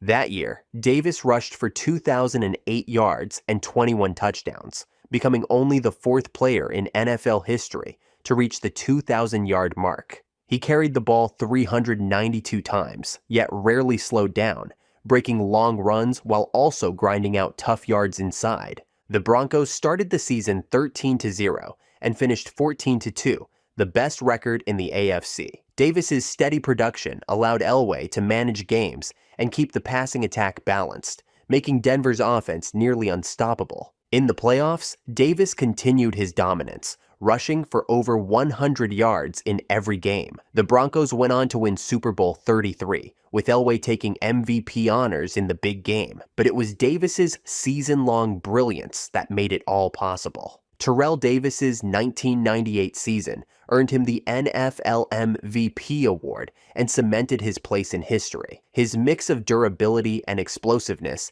defined the year, and his 2,000-yard milestone remains one of the sport's most celebrated achievements. 1999, Kurt Warner, St. Louis Rams. From the grocery store to the NFL, Kurt Warner's story in 1999 was almost impossible to believe. A few years earlier, he was bagging groceries and playing in the Arena Football League. Now, he was leading the St. Louis Rams and rewriting what an offense could look like. When starter Trent Green was lost to injury in the preseason, Warner stepped in and shocked the football world. He threw for 4,353 yards and 41 touchdowns, guiding an attack that became known as the greatest show on turf. With Marshall Faulk in the backfield and receivers Isaac Bruce and rookie Torrey Holt stretching defenses, Warner spread the ball with precision and confidence. The Rams finished 13-3, their best season in decades, and rolled through the NFC playoffs. In Super Bowl 34, Warner delivered 414 passing yards and 2 touchdowns, including the 73-yard strike to Bruce that sealed the championship. Warner's 1999 campaign earned him both League MVP and Super Bowl MVP. 2000, Marshall Faulk, St. Louis Rams. In the 2000 season, Marshall Faulk showed why he was one of the most complete offensive players in NFL history. Lining up in the backfield of the greatest show on turf, Faulk could hurt defenses as both a runner and a receiver, making him nearly impossible to stop. That year, Faulk rushed for 1,359 yards and scored 18 touchdowns on the ground. He added another 830 yards and 8 touchdowns as a receiver, finishing with 2,189 total yards and 26 touchdowns. A then NFL record. His quick cuts, soft hands, and speed in the open field gave the Rams a weapon that could take over games in multiple ways. The Rams finished 10-6, with their offense once again lighting up scoreboards around the league. While Kurt Warner remained a star at quarterback, Faulk's versatility was the key to keeping defenses off balance and made St. Louis even more dangerous. Faulk's 2000 season earned him the NFL MVP award and set a new standard for all-purpose running backs. His unique ability to dominate both rushing and receiving made him the ultimate weapon in an era defined by offense. 2001, Kurt Warner, St. Louis Rams. Kurt Warner's 2001 season with the St. Louis Rams proved that his rise in 1999 was no fluke. 2 years after his grocery store to glory story, Warner once again stood at the top of the league, directing the greatest show on turf at its peak. That year, Warner threw for 4,830 yards and 36 touchdowns, leading the NFL in passing yards and completions. With Marshall Faulk in the backfield and Isaac Bruce, Torrey Holt, and Ricky Proehl stretching defenses, Warner spread the ball with speed and precision, keeping the Rams' offense nearly unstoppable. St. Louis finished 14-2, the best record in football, and returned to the Super Bowl for the second time in 3 years. Though they fell in a stunning upset to Tom Brady and the New England Patriots, Warner's steady brilliance was the reason the Rams remained the most feared team in the league. Winning his second MVP award in 2001 placed Warner in rare company. In 3 years, he had gone from an unknown backup to a 2-time MVP and the leader of one of the greatest offenses the NFL has ever seen. 2002, Rich Gannon, Oakland Raiders. It was super iconic that the best year of his long career was his MVP year. At 37 years old, the veteran quarterback played with efficiency and confidence, running an offense designed by head coach Bill Callahan that kept defenses off balance. That year, Gannon threw for 4,689 yards and 26 touchdowns, completing over 67% of his passes. He used a quick-release style to spread the ball to a veteran group of weapons that included Jerry Rice, Tim Brown, and running back Charlie Garner. His steady hand allowed the Raiders to control games through the air while keeping turnovers low. Oakland finished 11-5, winning the AFC West and rolling through the playoffs to reach Super Bowl 37.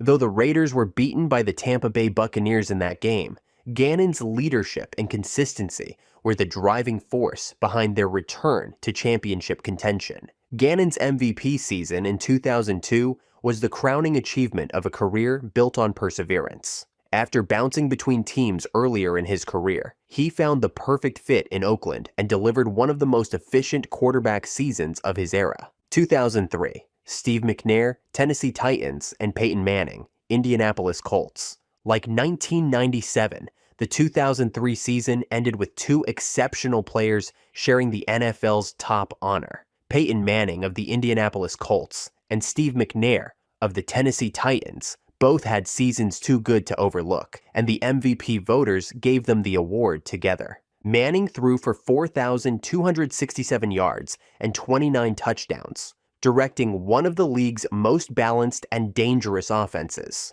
With Marvin Harrison, Reggie Wayne, and Edgerrin James around him, Manning spread the ball with precision, rarely making mistakes, and constantly keeping the Colts in control. McNair, meanwhile, led the Titans with toughness and efficiency. He threw for 3,215 yards and 24 touchdowns, while also rushing for 138 yards and 4 yards. Battling injuries throughout the season, he played through pain and delivered big throws when his team needed them most. Both teams finished 12-4 and made the playoffs, with Manning's Colts reaching the AFC Championship game before falling to New England, while McNair's Titans lost a close divisional round game, also to the Patriots. The 2003 award was historic. It was Manning's first MVP, the start of a run that would define his career, and it recognized McNair's grit and leadership at the height of his. Together, they represented two very different paths to greatness, joined in one shared honor. 2004, Peyton Manning, Indianapolis Colts. Peyton Manning's 2004 season with the Indianapolis Colts was one of the greatest passing years the NFL had ever seen. Known for his preparation and sharp command at the line of scrimmage, Manning turned the Colts offense into a scoring machine. That year, Manning threw for 4,557 yards and set a new NFL record with 49 touchdown passes, breaking Dan Marino's mark from 1984. He also posted a 134.7 passer rating, the highest single-season mark in league history, while leading 3 different receivers over 1,000 yards. Nearly 1 out of every 10 passes he threw went for a touchdown, a rate no one else had ever matched. The Colts finished 12-4 and reached the playoffs, powered by an offense that scored more than 30 points in 8 different games. Though their run ended in the divisional round against New England, Manning's record-breaking season stood as the highlight of the year. Winning his second straight MVP placed Manning among the all-time greats.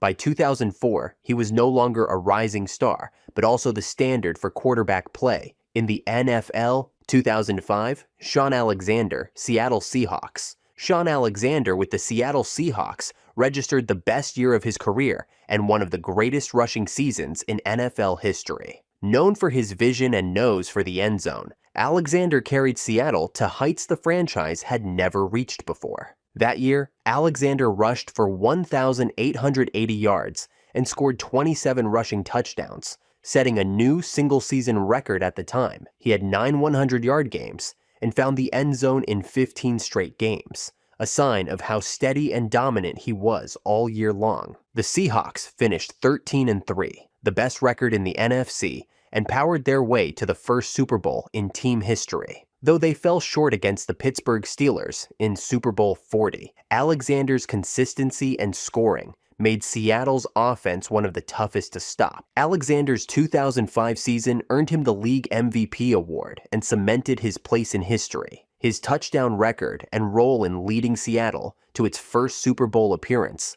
defined the year and remained the lasting memory of his career. 2006, LaDainian Tomlinson, San Diego Chargers. LaDainian Tomlinson dominated the NFL in 2006. His season was one of the greatest ever by a running back. He was the centerpiece of the Chargers offense and combined speed, power, and balance in a way few players ever had. That year, Tomlinson rushed for 1,815 yards and scored an NFL record 28 rushing touchdowns. He added 508 receiving yards and 3 more scores, finishing with 2,323 yards from scrimmage and 31 total touchdowns, the most in a single season in league history. His ability to dominate as both a runner and receiver made him unstoppable. The Chargers finished 14-2, the best record in the NFL, and Tomlinson was the driving force. He had 8 100-yard rushing games and even threw 2 touchdown passes on trick plays, showing his versatility and playmaking flair. Tomlinson's 2006 MVP season set records that still stand today and remains the defining moment of his Hall of Fame career. It wasn't only the numbers, it was the way he made scoring look effortless while carrying San Diego to the top of the league.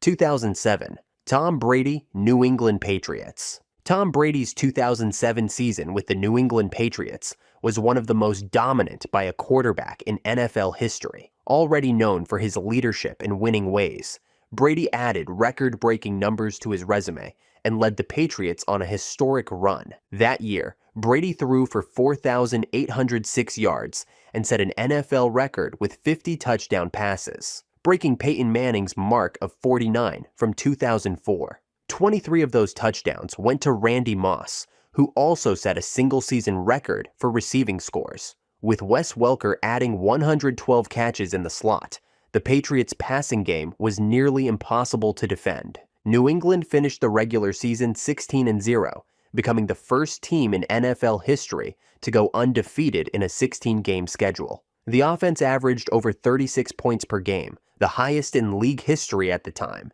and Brady was the driving force behind every big moment. Though the season ended in a stunning Super Bowl 42 loss to the New York Giants, Brady's 2007 campaign was so good it earned him the MVP award and solidified his place as one of the greatest quarterbacks of all time. His 50-touchdown season stood as the NFL record until 2013 and remains a benchmark for quarterback excellence. 2008, Peyton Manning, Indianapolis Colts.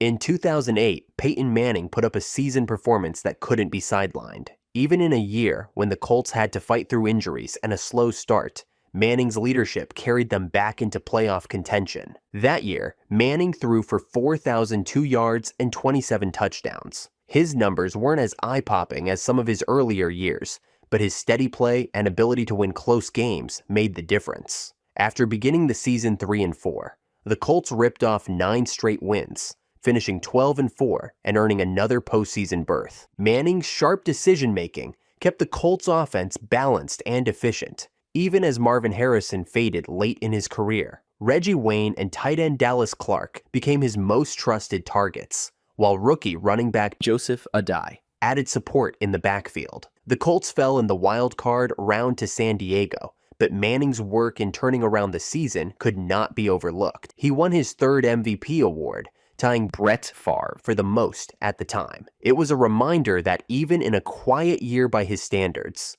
Manning was still the most valuable player in the league. 2009, Peyton Manning, Indianapolis Colts. The 2009 MVP was a record-breaking 1. Peyton Manning's 2009 season with the Indianapolis Colts was not only a masterclass in leadership and consistency, but also broke the record for a 4th time, more than any player before him. That year, Manning threw for 4,500 yards and 33 touchdowns, while completing nearly 69% of his passes. What stood out was how he did it with a changing roster. Longtime star Marvin Harrison was gone, and Manning quickly built trust with new targets like Pierre Garçon and Austin Collie, while still leaning on Reggie Wayne and Dallas Clark. The Colts started 14-0, the best beginning in franchise history, and finished 14-2. Manning led 7 game-winning drives and 4 fourth-quarter comebacks, constantly delivering under pressure. His command of the no-huddle offense and ability to read defenses before the snap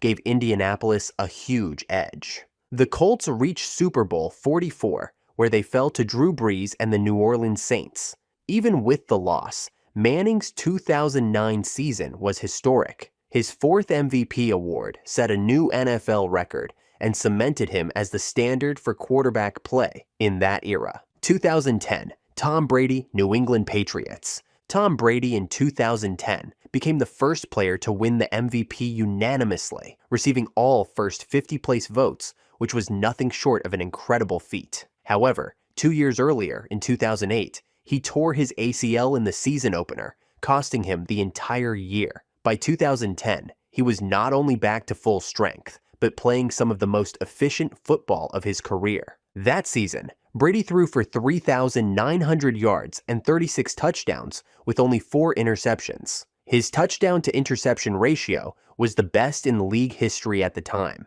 Even after the midseason trade of Randy Moss, Brady kept the offense rolling, leaning on Wes Welker, rookie tight ends Rob Gronkowski and Aaron Hernandez, and running back Danny Woodhead. The Patriots finished 14-2, the best record in the NFL. Brady directed an offense that scored 30 or more points in 8 games, rarely turned the ball over, and consistently controlled the tempo. Though New England's playoff run ended with a divisional round loss to the New York Jets, Brady's year stood out as a model of consistency and efficiency. Winning his second MVP award in 2010 was proof that he had come back from his injury stronger than ever, and it marked the beginning of the next chapter in his Hall of Fame career. 2011, Aaron Rodgers, Green Bay Packers. Fresh off a Super Bowl win, Aaron Rodgers elevated his game in 2011, turning the Packers into an offensive powerhouse. That season, Rodgers threw for 4,643 yards,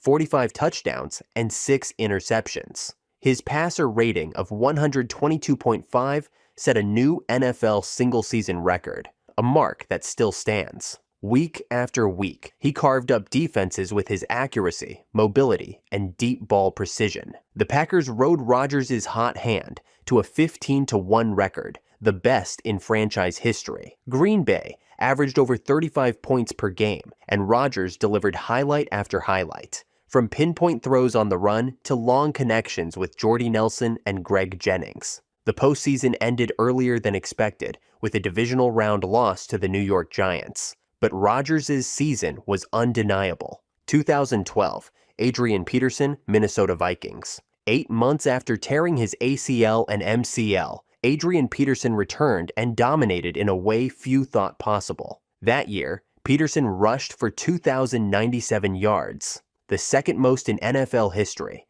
coming 8 yards short of Eric Dickerson's record. He averaged over 6 yards per carry and broke off 7 runs of 50 yards or more, using both power and breakaway speed to overwhelm defenses. What made it even more impressive was the situation around him. With Christian Ponder at quarterback, Minnesota's passing game offered little balance. Defenses stacked the line to stop Peterson, but he still carried the Vikings to a 10-6 record and a playoff berth almost by himself. Peterson's performance earned him the MVP award, a rare achievement for a running back in the modern, pass-heavy NFL. Like Brady before him, he showed that a devastating knee injury didn't have to define a career. 2013, Peyton Manning, Denver Broncos.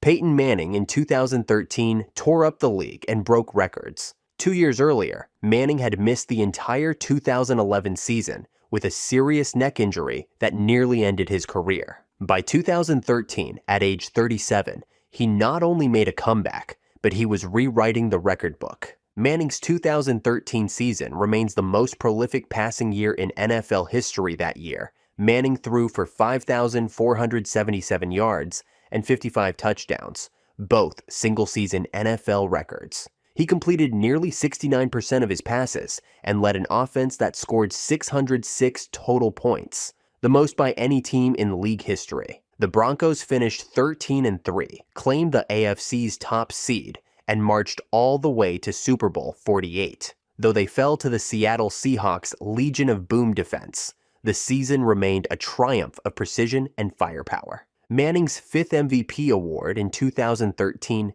extended his own record and set a standard that may never be matched. More than the stats, it was the story of a quarterback who came back from career-threatening surgery to deliver the greatest statistical season the NFL had ever seen. 2014, Aaron Rodgers, Green Bay Packers. Aaron Rodgers in 2014 reminded everyone why he was considered one of the most talented quarterbacks the game had ever seen. Already an MVP winner in 2011, Rodgers returned to the top of the league 3 years later, with a season built on efficiency, poise, and big plays. That year, Rodgers threw for 4,381 yards, 38 touchdowns, and only 5 interceptions. He finished with a passer rating of 112.2, his second-best mark ever, and continued to show his rare ability to make pinpoint throws on the move. His chemistry with Jordy Nelson and Randall Cobb turned Green Bay's passing game into one of the most dangerous in football. The Packers went 12-4, won the NFC North, and came within 1 game of the Super Bowl. Rodgers played part of the season with a strained calf, gutting through the injury in critical December games and the playoffs. His most famous moment came in Week 17 against Detroit, when he returned from the injury mid-game to throw 2 touchdowns and secure the division title. Rodgers' 2014 MVP was not only about stats, it was about efficiency, leadership, and toughness. He became only the 9th player in NFL history to win multiple MVP awards, solidifying his place as the defining quarterback of his era. 2015. Cam Newton, Carolina Panthers. Cam Newton's 2015 season with the Carolina Panthers was the peak of his unique dual-threat style. Big, strong, and athletic, Newton could beat defenses with his arm and his legs, and that year he put it all together to lead Carolina on a historic run. Newton threw for 3,837 yards and 35 touchdowns, while rushing for 636 yards and 10 more scores. He became the first player in NFL history to record at least 30 passing touchdowns and 10 rushing touchdowns in the same season. His energy and confidence fueled the Panthers' offense, and his signature Superman celebration became one of the year's defining images. The Panthers finished 15-1, the best record in the NFL, and rolled through the playoffs on their way to Super Bowl 50. Newton was at the center of everything, delivering clutch throws, powering through defenders on the ground, and showing the kind of leadership that lifted the entire team. Though the Panthers fell to the Denver Broncos in the Super Bowl, Newton's season stood out as one of the most dominant by a dual-threat quarterback. His MVP year was proof of how his rare combination of size, strength, and skill could reshape the way the position was played. 2016. Matt Ryan, Atlanta Falcons. Unarguably the finest time of his career, and he gave one of the most efficient quarterback seasons in NFL history. Matty Ryan reached a new level in his 9th year, guiding Atlanta's offense to record-breaking heights. That year, Ryan threw for 4,944 yards and 38 touchdowns, with 7 interceptions. His passer rating of 117.1 led the league and ranks among the best ever. Working under new offensive coordinator Kyle Shanahan, Ryan spread the ball around with ease. Julio Jones remained his top target, but 13 different Falcons caught touchdown passes. The Falcons finished 11-5 and earned the NFC's number 2 seed. In the playoffs, Ryan stayed hot, throwing for 9 touchdowns and no interceptions, while leading Atlanta to its second-ever Super Bowl appearance. The Falcons built a 28-3 lead in Super Bowl 51, but a late collapse allowed Tom Brady and the New England Patriots to complete the biggest comeback in Super Bowl history. Despite the heartbreaking finish, Ryan's 2016 campaign earned him the league MVP award and showed what he could do at his absolute best. It was a season defined by accuracy, balance, and a near-perfect command of one of the league's most explosive offenses. 2017, Tom Brady, New England Patriots. At age 40, Tom Brady's 2017 season with the New England Patriots redefined what was possible for an NFL quarterback. Most players are retired or in sharp decline by that age, but Brady delivered one of his best seasons and added a 3rd MVP award to his legacy. That year, Brady threw for 4,577 yards and 32 touchdowns with only 8 interceptions. He led the league in passing yards and continued to thrive despite missing his top target, Julian Edelman, for the entire season due to injury. With Rob Gronkowski as his primary weapon and a rotating cast of receivers, Brady kept New England's offense sharp and balanced. The Patriots finished 13-3, securing the AFC's number 1 seed. In the playoffs, Brady led New England back to the Super Bowl for the 8th time of his career, Super Bowl 52 against the Philadelphia Eagles turned into a shootout, with Brady throwing for a Super Bowl record 505 yards. Despite his performance, the Patriots fell 41-33 in one of the most memorable title games ever played. Brady's 2017 MVP season proved that age didn't slow him down. He became the oldest player ever to win the award, and his year set the standard for longevity at the quarterback position. 2018, Patrick Mahomes, Kansas City Chiefs. In his first year as a starter, Patrick Mahomes lit up the NFL in a way few had ever seen. With a rocket arm, flashy no-look passes, and the confidence to throw from any angle, he turned Kansas City's offense into a must-watch show every Sunday. Mahomes finished the year with 5,097 passing yards and 50 touchdowns, joining Peyton Manning as the only quarterbacks in history to hit the 5,050 mark in a single season. His deep ball connections with Tyreek Hill, red zone strikes to Travis Kelce, and knack for improvisation made the Chiefs nearly impossible to defend. Kansas City went 12-4 and reached the AFC Championship game, where Mahomes battled Tom Brady and the New England Patriots in an instant classic. The Chiefs came up short in overtime, but Mahomes' performance confirmed that a new superstar had arrived. 2019, Lamar Jackson, Baltimore Ravens. When Lamar Jackson took over as Baltimore's starter late in 2018, questions followed about whether his style of play could succeed in the NFL. By 2019, there were no more doubts. Jackson didn't only succeed, he dominated, changing the way people thought about the quarterback position. That year, Jackson threw for 3,127 yards and a league-high 36 touchdowns while rushing for 1,206 yards, the most ever by a quarterback in a single season. He became the first player in NFL history to throw for more than 30 touchdowns and rush for over 1,000 yards in the same year. His ability to break long runs while also torching defenses through the air made him nearly impossible to contain. The Ravens finished 14-2, the best record in the league, and their offense led the NFL in scoring. Baltimore's attack was built around Jackson's unique skill set, and week after week, he produced highlight reel plays, juking defenders in the open field or delivering pinpoint throws on the run. Jackson won the MVP unanimously, becoming only the second player in league history to receive every first-place vote. 2020, Aaron Rodgers, Green Bay Packers. At 37 years old, Aaron Rodgers showed that his best football was far from behind him. In a year when many wondered if the Packers would soon look toward the future after drafting quarterback Jordan Love, Rodgers responded with one of the sharpest seasons of his career. That year, Rodgers threw for 4,299 yards and a league-high 48 touchdowns against 5 interceptions. He also led the league in completion percentage, 70.7%, and passer rating, 121.5. With Davante Adams as his go-to receiver, Rodgers delivered precision throws week after week, including a career-best 18 games with multiple touchdown passes. The Packers finished 13-3 and secured the NFC's top seed. Rodgers guided Green Bay back to the NFC Championship game, where they fell to Tom Brady and the Tampa Bay Buccaneers. Despite the playoff disappointment, Rodgers' regular season was nothing short of dominant. Winning his third MVP award tied him with Tom Brady, Johnny Unitas, and Brett Favre, putting Rodgers in truly elite company. 2021, Aaron Rodgers, Green Bay Packers.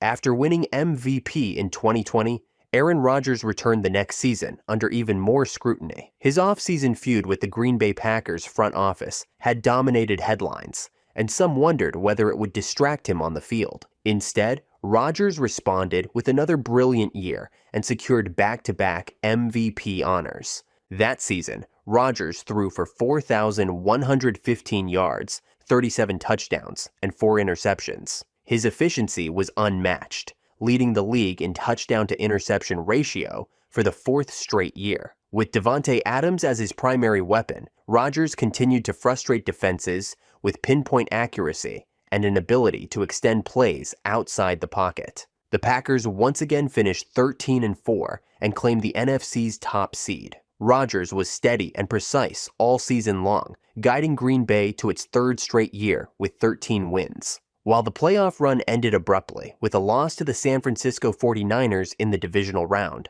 Rodgers' regular season was undeniable. By winning his 4th MVP award, Rodgers tied Brett Favre for the most by a Packers quarterback and moved within one of Peyton Manning's all-time record of 5. 2022, Patrick Mahomes, Kansas City Chiefs. When the Kansas City Chiefs traded away Tyreek Hill before the 2022 season, many wondered if Patrick Mahomes could keep the offense at the same level. Instead of taking a step back, Mahomes reminded everyone why he was the most gifted quarterback in the game and secured his 2nd MVP award. That year, Mahomes threw for a career-high 5,250 yards and 41 touchdowns, leading the league in both categories. He spread the ball around to new targets like Juju Smith-Schuster and Marquez Valdes-Scantling, while still leaning on tight end Travis Kelce as his most trusted weapon. His ability to improvise, make off-platform throws, and create big plays under pressure kept the Chiefs' offense at the top of the NFL. Kansas City finished 14-3, earned the AFC's number 1 seed, and advanced to Super Bowl 57. Despite suffering a high ankle sprain in the playoffs, Mahomes gutted through the injury and led the Chiefs to a championship win over the Philadelphia Eagles, taking home both MVP and Super Bowl MVP honors in the same season. 2023, Lamar Jackson, Baltimore Ravens. 4 years after his breakout MVP in 2019, Lamar Jackson reminded the league why he was one of the most dangerous players in football. With questions about durability and a new long-term contract signed, Jackson entered 2023 with something to prove, and he delivered. That season, Jackson threw for 3,678 yards and 24 touchdowns, while rushing for 821 yards and 5 more scores. His passing efficiency improved under new offensive coordinator Todd Monken, and his ability to extend plays and punish defenses on the ground remained as electric as ever. The Ravens finished 13-4, securing the AFC's top seed.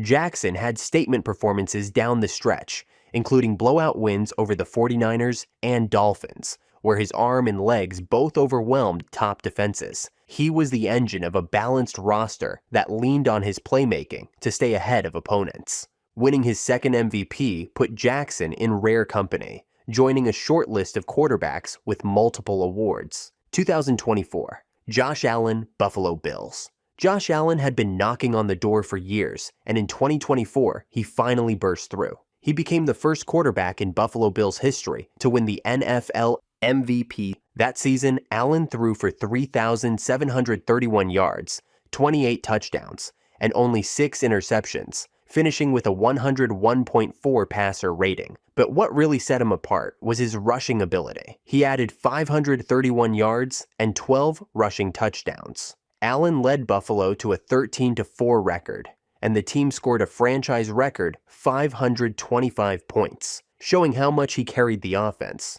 Even with a revamped receiving corps after trading away Stephon Diggs, Allen excelled, making plays both through the air and on the ground. He also made history in Week 13 by becoming the first quarterback ever to record a passing touchdown, rushing touchdown, and receiving touchdown in a single game. From Jim Brown's to Josh Allen, that's all MVP years rolled into one. Who do you have for 2025?